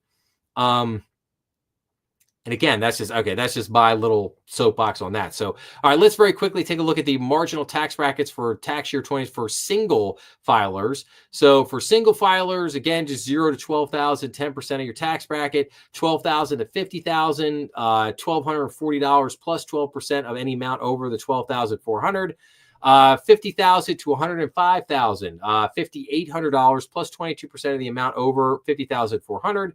105,000 to 201,000, 17,966 plus 24% of the amount over 105,000, and then 201,000 to 256,000, 41,024 plus 32% of the amount over 201,000. And then notice what I was just saying. And what do you see here for single individuals? You see that they key right in. What was I saying? That 211 to 250, right, on the married. And here, what do you have here on the single? 201 to 256, right? And then it goes 256 to 640. So this dovetails perfectly with what I was saying there about that 211 to 250 income range, right? And you also see here how the taxes massively jump up. You go 105 to 201. It goes 5,800 plus 22% to 17,566 to plus 24%. And then 201 to 256, 41,000 plus 32%. Like you see how that ratchets up, very quickly there. So again, to my point. So okay. All right, let's see here. I do want to talk about the episodes that I did last week and whatever. So I'll tell you what, we'll do that in just a minute. I'll finish this article up first here. And I'll do these. I'll do actually two articles, this one and the next one. So around half of Federal Reserve officials expect another rate cut in October, according to the meeting minutes. So respondents' expectations for 2027 and beyond were unchanged. The meeting summary stated, so around half of Federal Reserve officials expect another interest rate cut in October, according to minutes from the September policy meeting released on October 8th. Results from the desk survey, a confidential questionnaire conducted ahead of each Federal Open Markets Committee meeting, found that almost all respondents expected a 25 basis point rate cut by the conclusion of the September meeting. Monetary policymakers lowered the benchmark federal funds rate. Yeah, we know all that. The long dissenting vote from Fed Governor Stephen Miran, who advocated for a half-point reduction. Despite officials overwhelmingly supporting a rate cut, a few participants stated there was a merit in keeping the federal funds rate unchanged at this meeting, or that they could have supported such a decision. Participants expressed a range of views about the degree to which the current stance of monetary policy was restrictive and about the likely future path of policy. So, and again, I talked about this a lot last week, where I showed a series of articles where you had a number of Fed governors coming out basically saying that, we might be on board with maybe one more rate cut, but that's basically all we see. You looked at the dot plot and they're not showing very much in rate cuts for next year. And then the interesting thing is with the government data, the economic indicators not coming out because of the shutdown. What does that do to the Fed's decision? Like, in other words, would they, because again, their whole argument is, well, we look at the data. So if they don't have data to look at, will they be willing to look at alternative data? Like what we just saw there when we looked at the clip from Carlyle, like the Carlyle group, that basically they put out this and ADP, would they be willing to look at data from these other entities in order to try to help them with whether or not they should or shouldn't make a decision? I think my point is that I would like to think that we will get a rate cut in October. I think it's going to be very close because you seem to have a divided Fed now. You seem to have almost basically a 50-50. I think the people that were not on the side of cutting rates, they were the ones that were out all over CNBC and everything last week, basically all giving their 15 minutes saying that, we're not sure about all these rate cuts, whatnot. So we're going to have to wait to see how ultimately this plays out here for October. This could get very interesting. But again, I was warned people last week to basically say like, hey, we could get surprised here by the Fed in terms of them coming out and basically saying that their unwillingness to cut the rates. I wouldn't be totally shocked by that. I think they need to cut the rates. I think they need to cut the rates about 150 basis points. That's where I think the sweet spot is. 100 to 150 basis points. I advocated that I thought that they should have been much more aggressive in the rate cuts, that we should. I agreed with Stephen Miran that we should have seen a half-point rate cut. I felt like we should have seen a half point in September, a half point in October, and a quarter point in December, bring us down 125 basis points, and then take a breather for January. Maybe take a breather for January, February, and March, and then maybe come back in March and make it another, or February or March and make another final 25 basis point rate cut, get it down 150 basis points, and then see what happens from there. See where you go from there. But that was my, that was what I thought. That's my 2 cents. But like I said, we'll see what happens here. I think this is going to get very interesting here because, I think I've always said, you've got a lot of groupthink going on there at the Federal Reserve, and you've got a lot of people that politically don't like Trump. Jeremy Powell definitely does not like Trump. I mean, that's evident. And Jeremy Powell is there, doing his, I'm resisting, like, okay, yeah, whatever, man. But Powell has his acolytes over there with him that basically are like, no, they're cheering him on, and no, don't give in, Orange Man bad, don't give in to him, keep going. Just unbelievable. But anyway, all right. So now we're still looking for this new federal governor, right? Or this new Fed governor that's going to go on the board.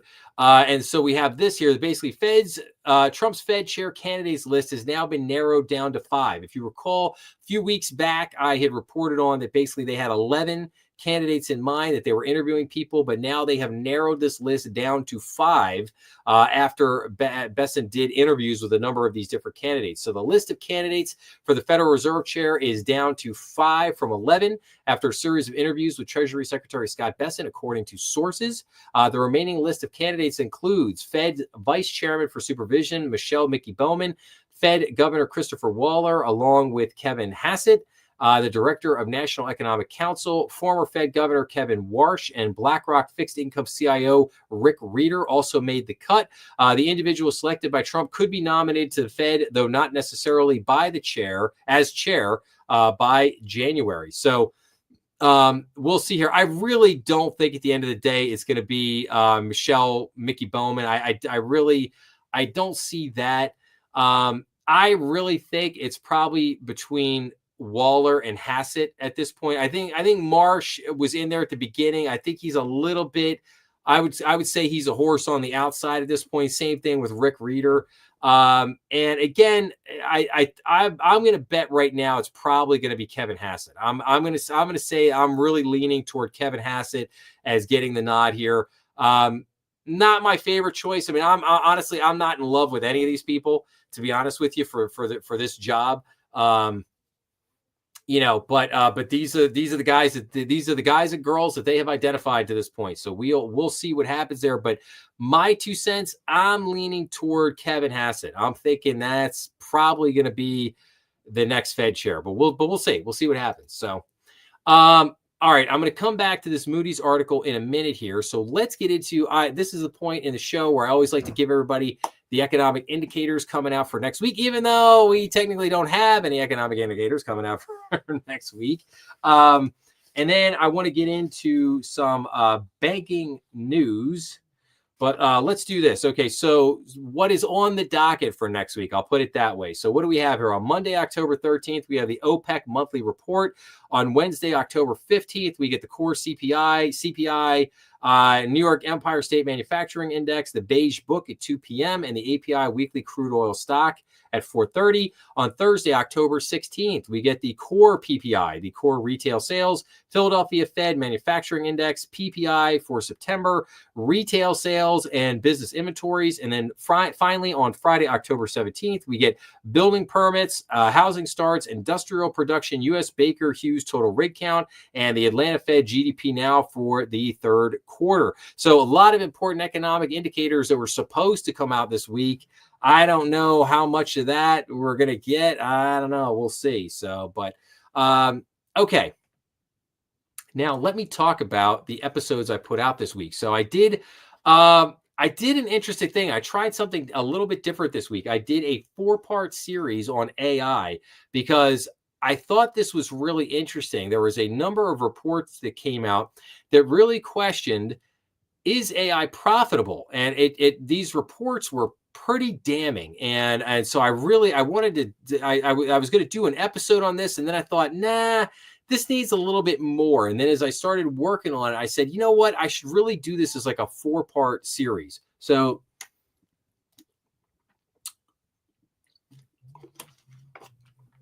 the first part here was, is AI profitable? Part 1, called the Gen AI paradox. So AI has a deployment problem. As Gen AI has experienced sky-high adoption, a disconnect has grown due to a lack of bottom-line profitability.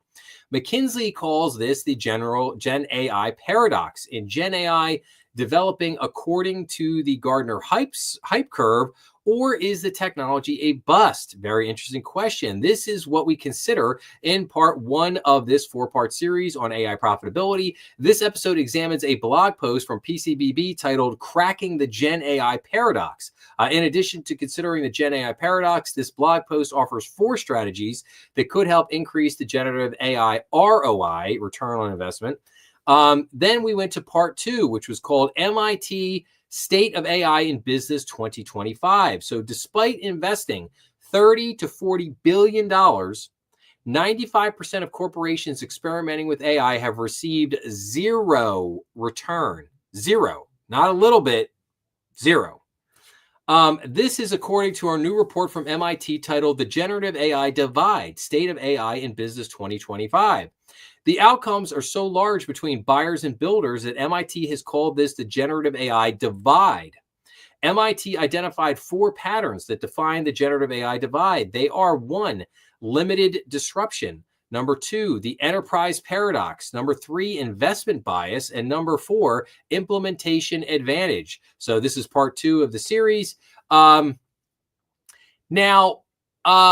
So MIT in their report, basically they're saying that this hasn't really worked out because of these 4 different factors that are creating what they call the generative AI divide. Okay. Now we get to part 3 and we get to an article. This is part 3 is called McKinsey Super Agency in the Workplace. So while nearly all companies are investing in AI, only 1% of leaders call their companies mature on the development spectrum. This is according to a report from McKinsey titled Super Agency in the Workplace, Empowering People to Unlock AI's Full Potential. The report states that the long-term AI opportunity is $4.4 trillion in added productivity growth potential, but the short-term returns are unclear. To put it another way, non-existent. This report dumps the blame for this weak performance on leaders, company leaders. Basically it says that they're not steering, deploying, investing, and committing fast enough to the AI product. Okay, very interesting take. Very interesting, juxtaposition from what MIT was proposing. And then finally in part 4 is called McKinsey Beyond the Hype. So companies are beginning to realize a hard truth about AI, namely that making a significant investment building flashy AI prototypes is easy, but creating measurable business value, i.e. a profit, is not. 80% of companies report using the latest Gen AI, and the same percentage have reported no significant gains in top line or bottom line performance. This is according to a new report from McKinsey titled Beyond the Hype, Unlocking Value from the AI Revolution. This report details 4 common pain points and offers 3 case studies with potential strategies to help improve return on investment. So basically, when you look at all 3 of those parts together, it does not paint a beautiful picture for AI. And what I used was something called the Gartner hype curve. If you Google that or you want to look it up, the Gartner hype curve basically is kind of a maturity. It's a theory for how technology matures. It kind of starts up. You have the hype. Starts off, goes real quick, and then it kind of falls on its face because it doesn't deliver on what it promises, and then you kind of go through this what they call the trough of disillusionment, and then you kind of come back up the curve, as the technology begins to mature and begins to realize its potential, and then it kind of flattens out as you go. But I thought that bringing in the Gartner hype curve and trying to show people, okay, here's kind of where we're at on the hype curve. I don't think we've hit the peak. But again, it brings into question of this whole notion of the AI bubble, the AI bubble in the stock market.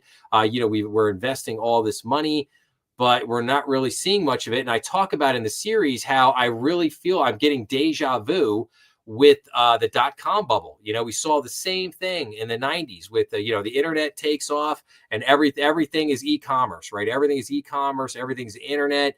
We saw the dot-com bubble. Why do we see that? Well, because all these companies, all of a sudden IPOs went through the roof, and every company out there, they started a company, they had no financials, they had no revenue, they had no product, they had no nothing. But as long as they had a website, and they said they were going to do all this business on e-commerce. Man, they went public and their stock, soared to the moon. And then in March of 2000, it all blew up. But it just completely the dot-com bubble burst, it exploded, and not good. And like I said, and I'm getting definitely some vibes of that same type of thing happening again. But again, I hope that people find that series really interesting, because it does play in.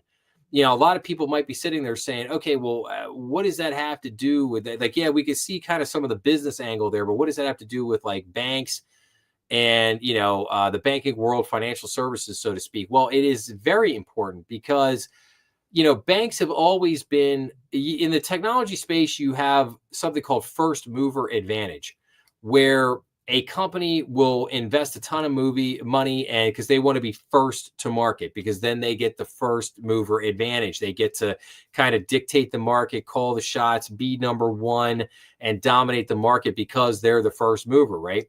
Well, banks traditionally have been what you call the second spot. They've been fast followers. They don't want to be first movers. They don't want to be because they're not tech companies, right? They're not, banks aren't, banks are very risk averse, for the most part. And banks, particularly when it comes to technology, they don't want to be out there in the front, right? They want to be hanging in the back a little bit. They want to be fast followers. And I think it proves the point for all the consultants, for all these people out there that are beating the AI drum, that are saying, hey, if you don't invest in AI, you're going to be out of business. You're going to be out of business in a couple months or a year. You're not going to exist. I think this adds credence to, once again, banks are right for being fast followers as opposed to trying to get the first mover advantage. You don't need to be first out the gate. Even with AI, let these companies experiment. These companies are investing tens of billions of dollars and seeing zero return on this. So let's wait until maybe some of these companies begin to see a return, and then banks can jump deeper into this thing. And again, that's not to say that you shouldn't maybe experiment or dabble or whatever you want to deem it in the AI world, or try some of these different things out or whatever. But I mean, I'm all for that. That's game. But I'm just saying, be careful of wanting to jump headfirst into this thing and say, invest millions of dollars in the AI. Because I think at least at the moment, I think you're going to be highly disappointed with the results that you ultimately get from that, right? So, okay. And then, like I said earlier in the program, yesterday I did a episode, Fitch Ratings warns about systemic shock to private credit.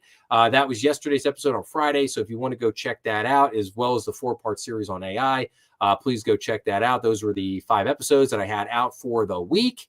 Got a lot of good stuff coming out next week. Looking at a number of reports. Going to go a little bit deeper on the whole problems that I started out talking with tonight at the beginning of the show, with the whole Tricolor Holdings and First Brands. We're gonna talk a little. I'm gonna do an episode doing a little bit deeper dive on that. So we'll get into all that stuff. So let's see here.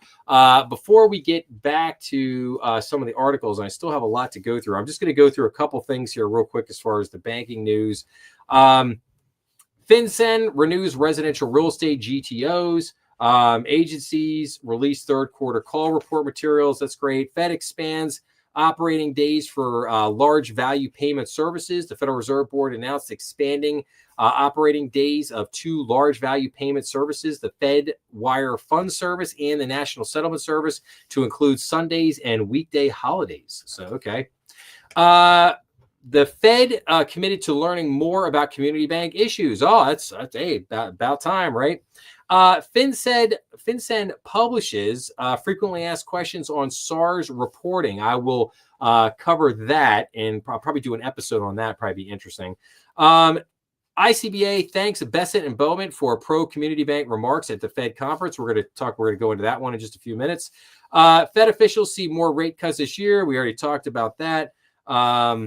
let's see here. ICB and others push for clearer mutual bank capital rules ahead of meeting with FDIC acting chairman Travis Hill and OCC staff. ICB and other groups published a position paper encouraging clearer capital rules for mutual banks. Survey from net interest margins are top community bank concern. Net interest margins have overtaken regulatory burden as community bankers' top external risk, according to the Conference of State Bank Supervisors annual community bank survey. Yes, some very interesting things in that survey, and I will definitely go over that. I'll cover that in another episode. New York Fed short-term inflation expectations tick up. I'll cover that. Consumer credit edges up in August. FFIEC releases second version of 2025 CRA software. ICBA urging letters to Senate on interest-bearing stablecoins. So ICBA is calling on community bankers to urge their senators to ensure proposed crypto market structure legislation bars all digital asset market participants from offering yield, interest, or rewards on payment stablecoins. And then the OCC announces regulatory relief for community banks. So the OCC announces several ICBA-supported efforts to reduce regulatory burden for community banks. So they had Bulletin 2025 examinations, frequency, and scope. Bulletin 2525 retail non-deposit investment products. Bulletin 2526 model risk management clarification for community banks. Bulletin 2528 community bank licensing amendments, and Bulletin 2527 rescission of 12 CFR 27. So we'll keep an eye on that. I'll bring you more news as that happens. Treasury names IRS CEO. So Treasury Secretary and Acting IRS Commissioner Scott Bessent announced that Frank Bisignano, I guess, will serve as CEO of the IRS, a newly created role. OCC, debanking crackdown to focus on big banks, as it should. ICBA calling for letters to Senate on interest-bearing stablecoins. Yeah, I think I already mentioned that one. ICBA urges Congress to extend prohibition on yield-earning stablecoins. So as the Senate considers legislation to establish a regulatory framework for digital assets markets, ICBA called on lawmakers to ensure the legislation prohibits digital asset exchanges and affiliates from paying interest or yield to payment stablecoin holders. Very interesting. Community bank activism reaches new high. That was also on that CBCS survey.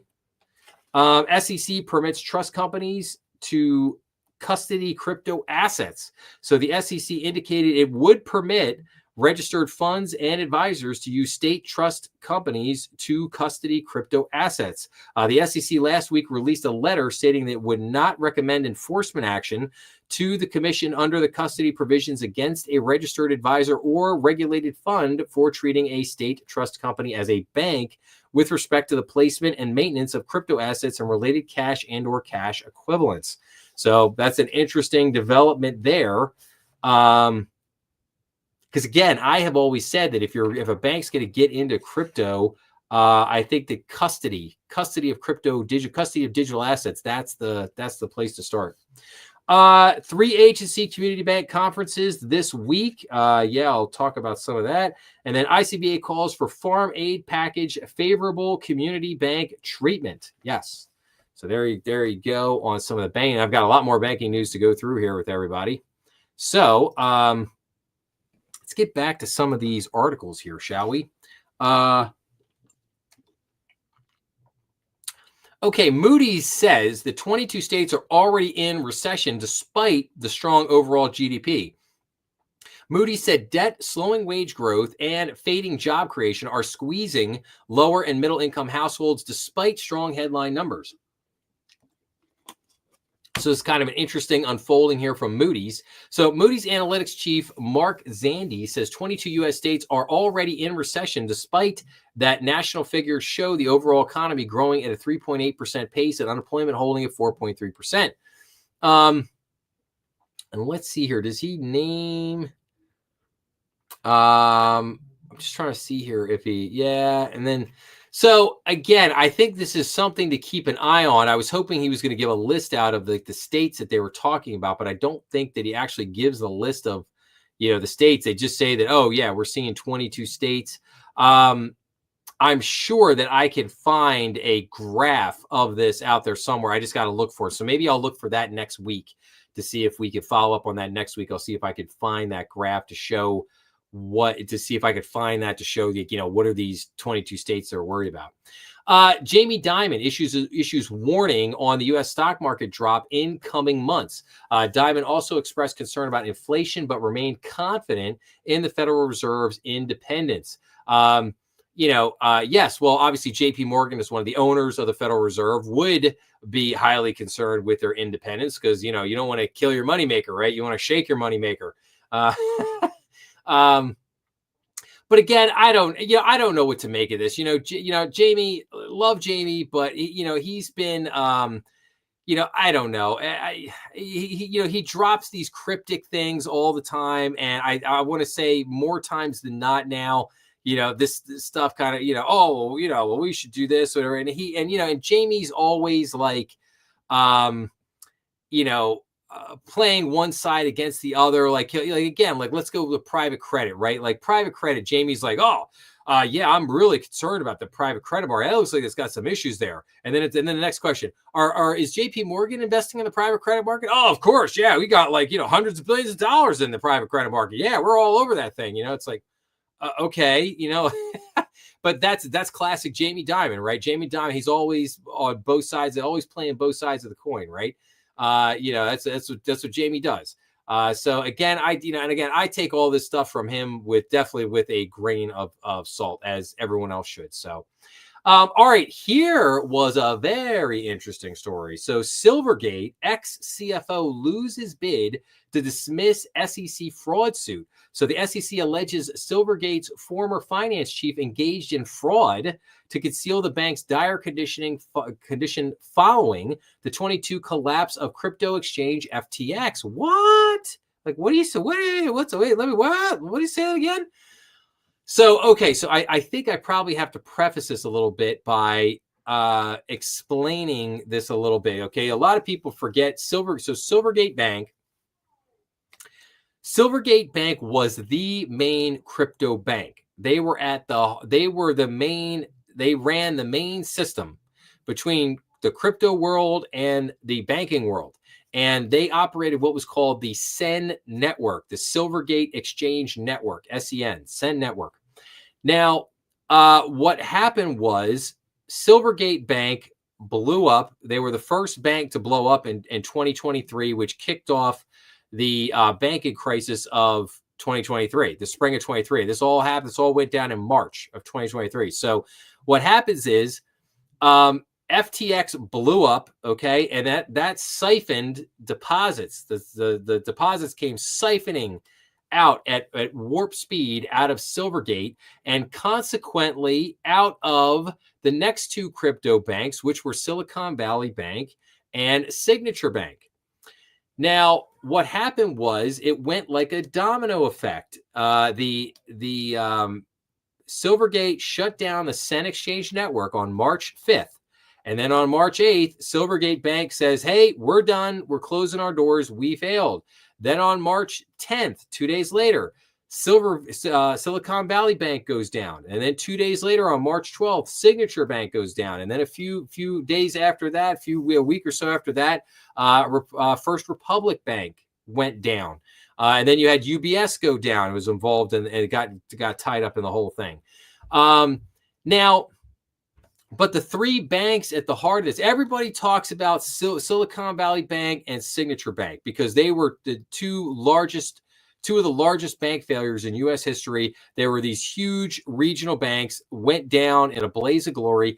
Now, these banks had underlying issues for sure. They had, unrealized losses in their bond portfolios. They had uninsured high amounts of uninsured deposits. There was a number of different things that were going on there. But I described that. My theory of the case is that was the gasoline on the fire. But that was not what ignited it. That was not what ignited the fire. The crypto implosion, the crypto winter, if you will, of 2022, which culminated in the implosion of FTX in October, November.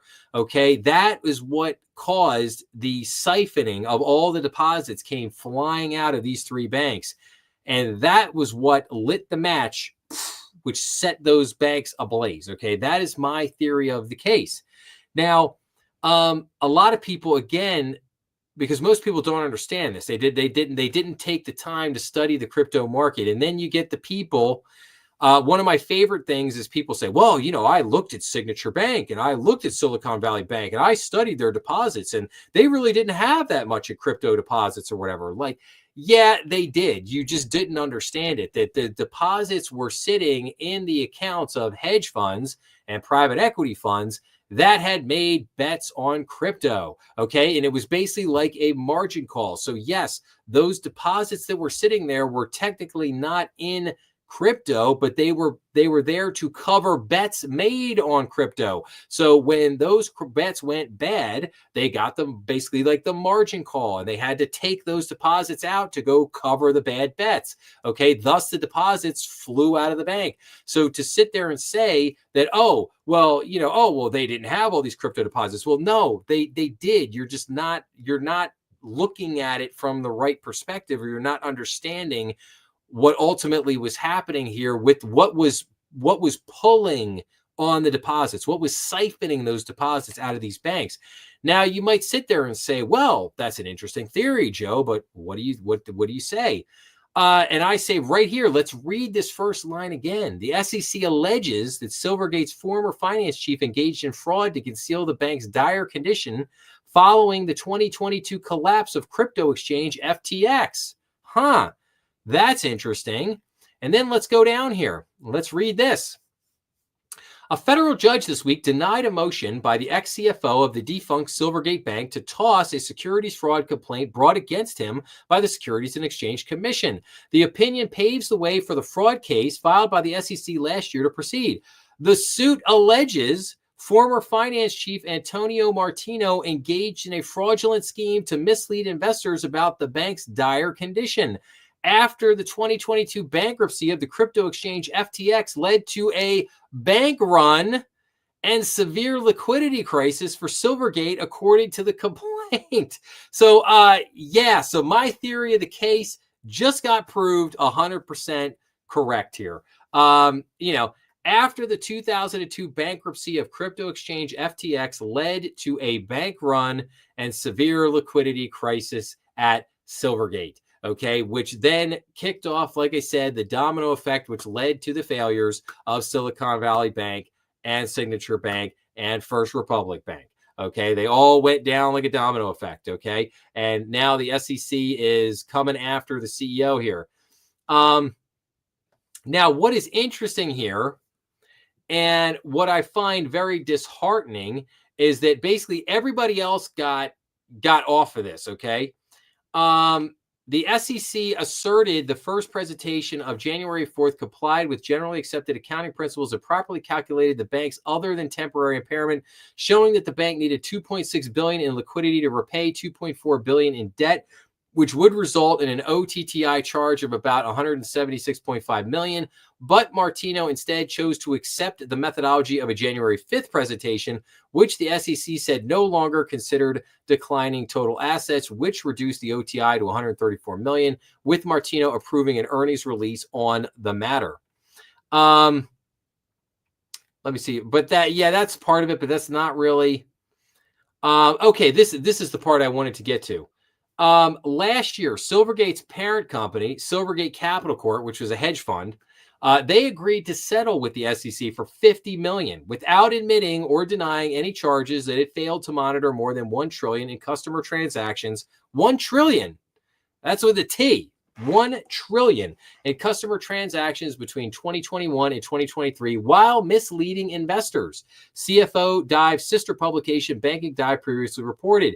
Two other executives, CEO Alan Lane and Chief Risk Officer Kathleen Freyer, settled for $1 million and $250,000 respectively, and agreed to a 5-year ban on holding officer or director positions at another public company. And again, I just think that is a crock. I think that's a crock. I think, and look, again, I'm not saying that this Martino gentleman here, this CFO, I'm not saying this gentleman is innocent, but I'm also saying that these other people were surely not innocent, and they bought their way out of it. Basically, is what they did. Silvergate Capital Corp, the hedge fund that owns Silvergate Bank, they quickly paid $50 million to basically get out of trouble, and then the CFO, and then the CEO and the chief risk officer, they ponied up $1 million and $250,000 respectively to get their butts out of the hot seat. But maybe the CFO, maybe he didn't have the money to pony up to get out of the hot seat, so now he's probably gonna go to jail. So again, not saying he's innocent, not saying he's guilty either. Obviously, this is allegedly, because he's, again, they're just filing charges. He hasn't been convicted of anything yet. I'm just saying these other people should not have gotten off the hook here. That's all. They should not have gotten off the hook. But again, here, I think as more time passes and more information comes out on this, my theory of the case that the crypto winter of 2022 caused the banking crisis of 2023 becomes more and more solidified as more and more reports and more information continues to come out on this. So again, just wanted to bring everybody this update on this particular issue. If you want more information on this, go watch the crypto. I've done a whole crypto series. People should go check out the crypto series. I will have some more updates coming on that very shortly here. But those first couple episodes of the crypto series, I go into all this, explain all this in vivid detail and at length, so you guys could get more information on that. So okay. Sad news here. Rite Aid closes its last store, ending decades-long run as one of America's biggest pharmacy chains. The company confirmed the shutdown of its remaining locations after years of financial losses and 2 bankruptcy filings in less than 2 years. So Rite Aid has bit the dust. Rite Aid was one of the big 3, along with CVS and Walgreens. Obviously, we saw Walgreens is no longer a publicly traded company. It went private. It was bought out, I believe, by a private equity fund. I think I reported on that a few months ago. And obviously, they have reduced a lot of Walgreens branches have closed. CVS has closed a lot of branches. And basically, what we're seeing is the slow and painful death of these pharmacies. I do believe that they will most likely all go out.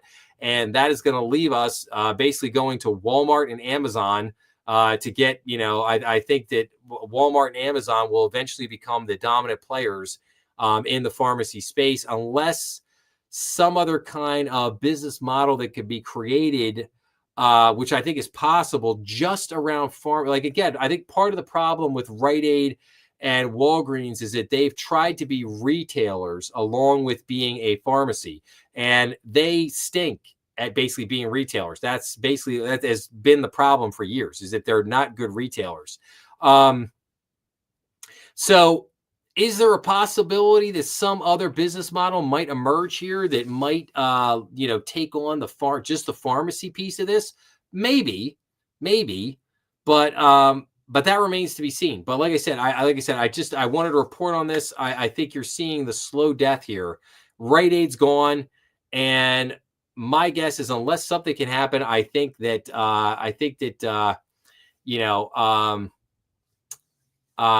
we are going to see a slow, painful death for these retailers, without a doubt. So, all right, very big merger news coming out this week. Obviously, Fifth Third Bancorp to acquire Comerica in a $10.9 billion deal.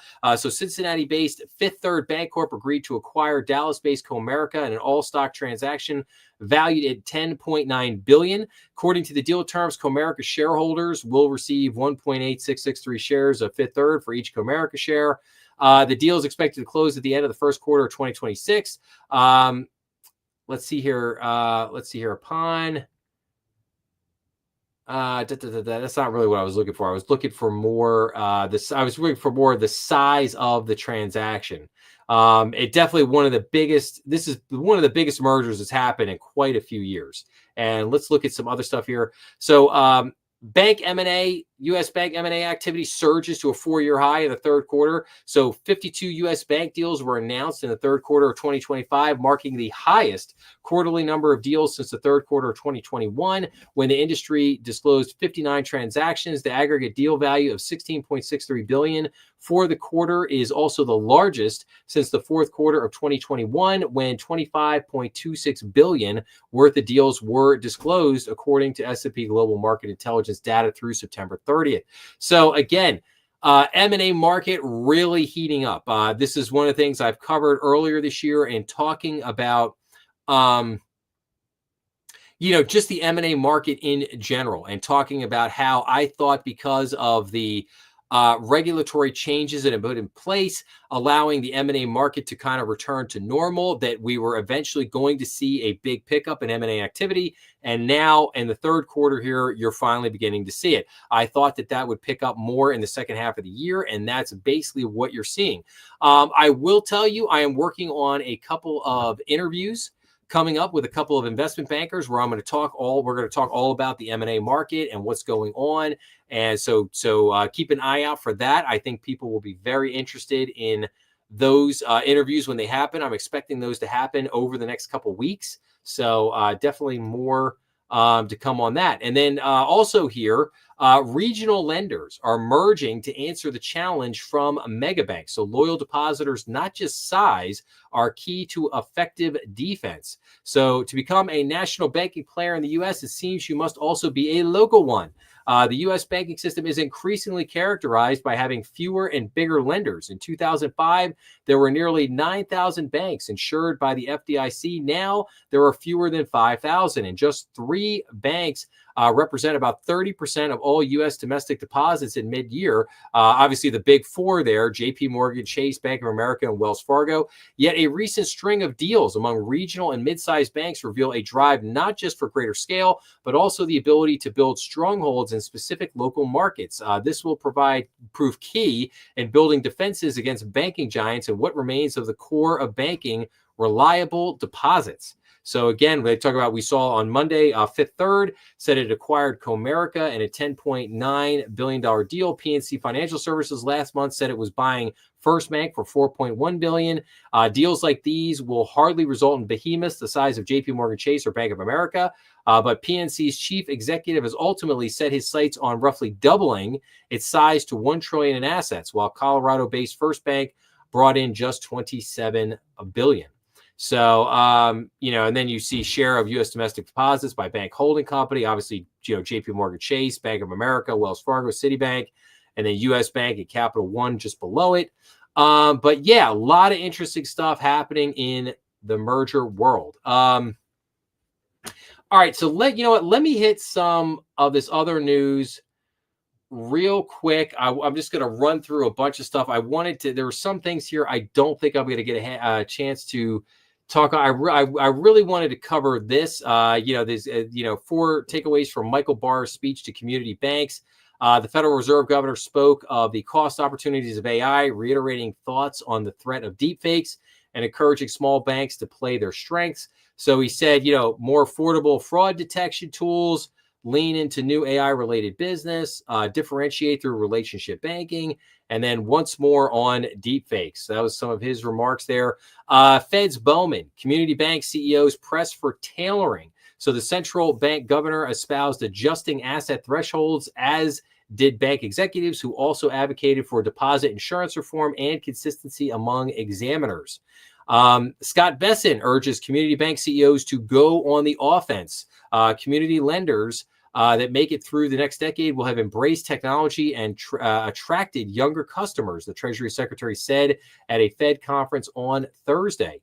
So then we had the FDIC and the OCC seek to limit their authority to issue regulatory orders. This was a pretty big deal here. So you had the FDIC and the Office of the Controller of the Currency taking steps to limit their authority to issue regulatory orders under a newly proposed rule. So the FDIC's board's 3 members voted unanimously on October 7th to issue a pair of proposals that fall in line with the federal bank regulator's overall deregulatory agenda and other actions to focus on core financial risk instead of reputation risk. So again, more to come on that for sure.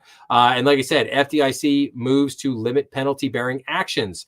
The proposal Tuesday would instruct examiners to issue warnings or fines against banks only for matters that materially affected an institution's risk or failure or would cost the deposit insurance fund. The OCC aims to cut community bank burden. The regulator is rolling out changes to its regulation and supervision of community banks, including giving examiners more discretion. So again, a lot of interesting things there. What community bankers need to know about the end of penny production. So obviously penny production is coming to an end. There's been some debate over this. Basically the end is like, kind of what's going on here. The ICBA kind of came up with this plan. And then what else? See here. Hold on. I did want to read.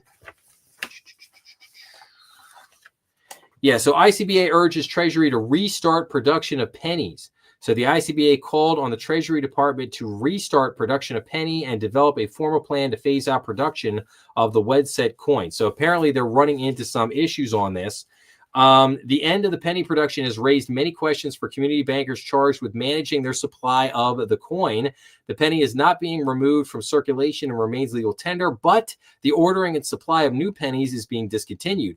While Treasury has not issued a formal announcement about the change, the Federal Reserve recently released frequently asked questions on anticipated changes to penny ordering and deposits. I did cover that in an episode if people want to go and check that out. So basically ICBA here is just calling for a little bit more comprehensive plan on this, basically saying that, hey, we see some issues on the horizon with this, but we needed to check more into it and see what's happening.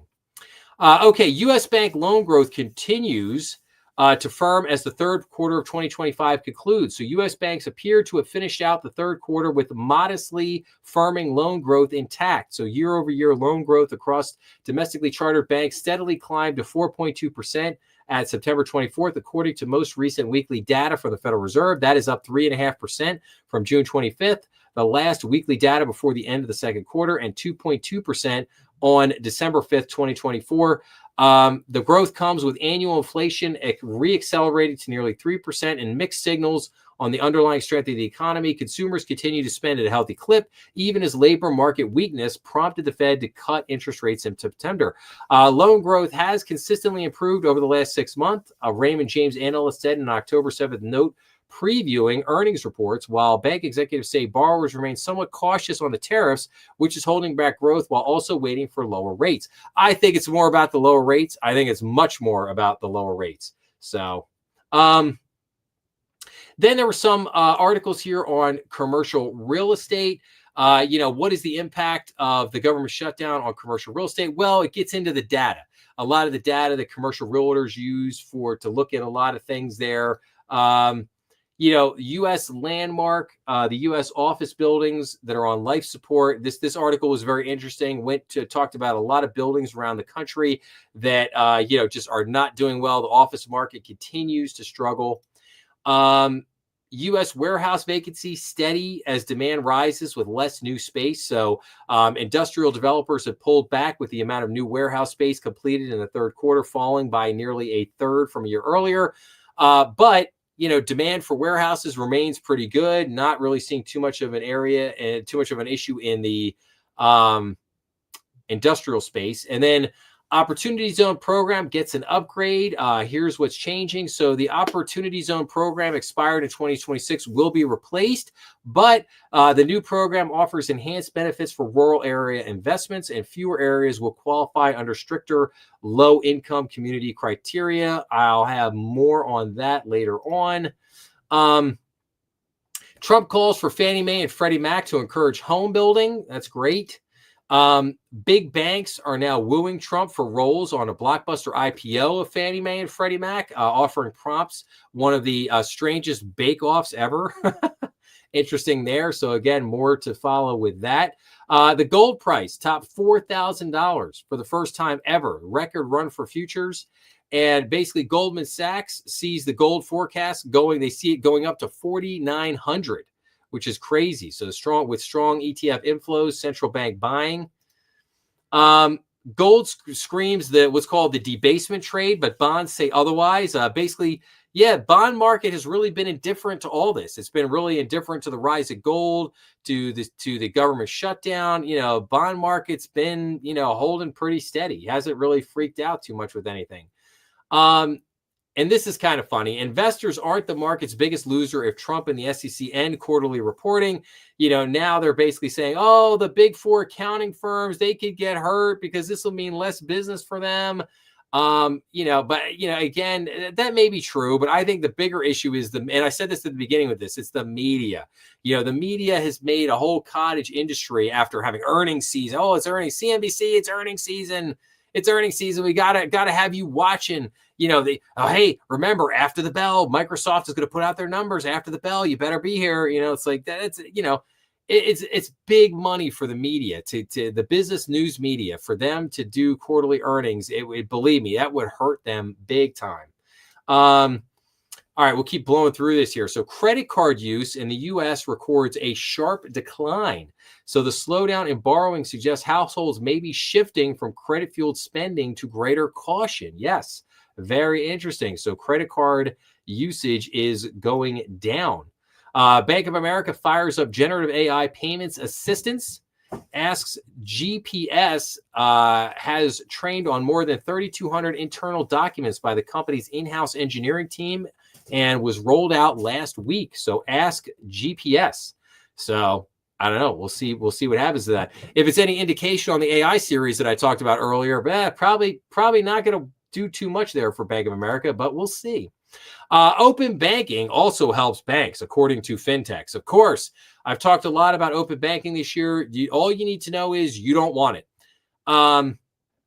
And of course, the fintechs are promoting this garbage because they want your data. They want your data and they want it for free. Okay. And they'll settle for having to pay for it, but they want it and they want it for free. Open banking is the worst thing. Okay. You do not want open banking. I'll leave it at that. I've put out a bunch of episodes on open banking. So if you want to go check them out, go check them out. You might find a lot of stuff there you might see interesting.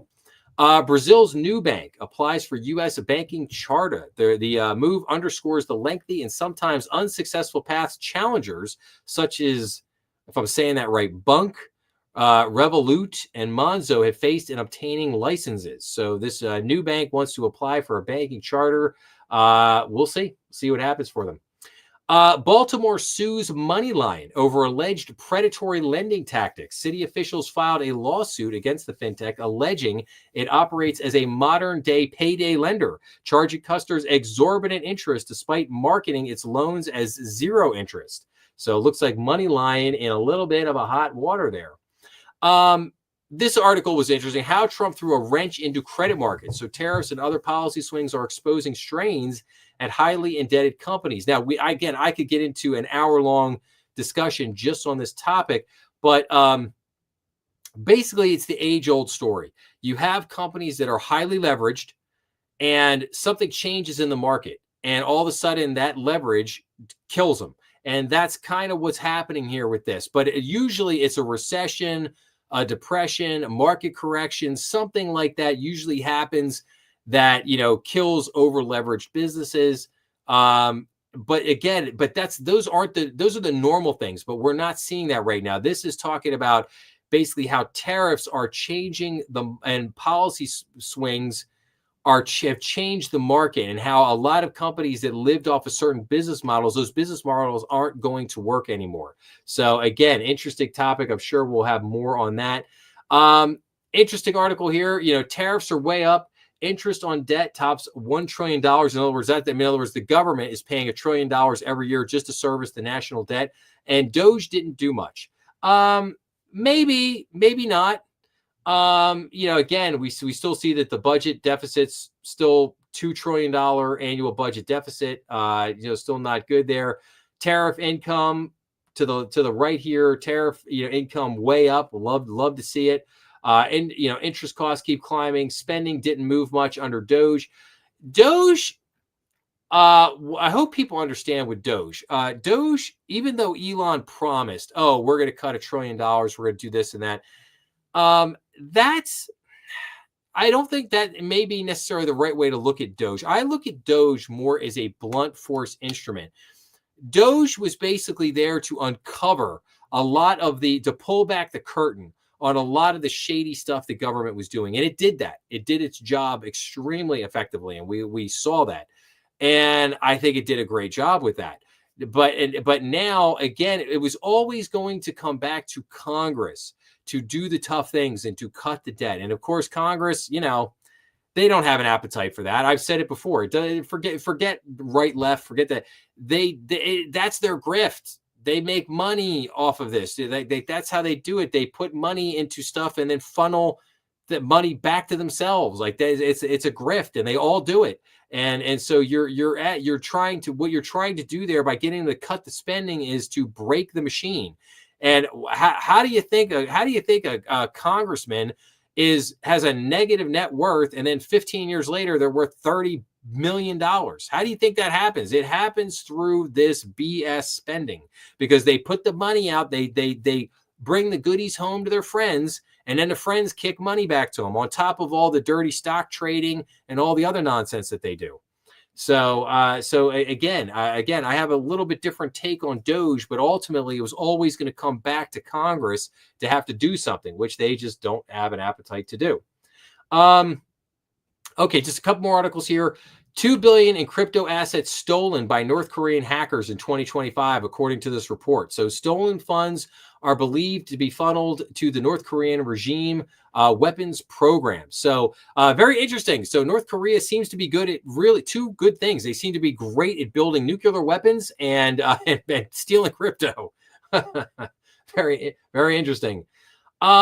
America's growing pushback against data centers. In one Indiana town, what defeated Google wasn't money or lawyers, but neighbors refusing to be divided. And what was interesting about this was that this was an issue that united all people. Okay, everyone from every walks of life. Didn't matter if you were on the right side or the left side of the political equation.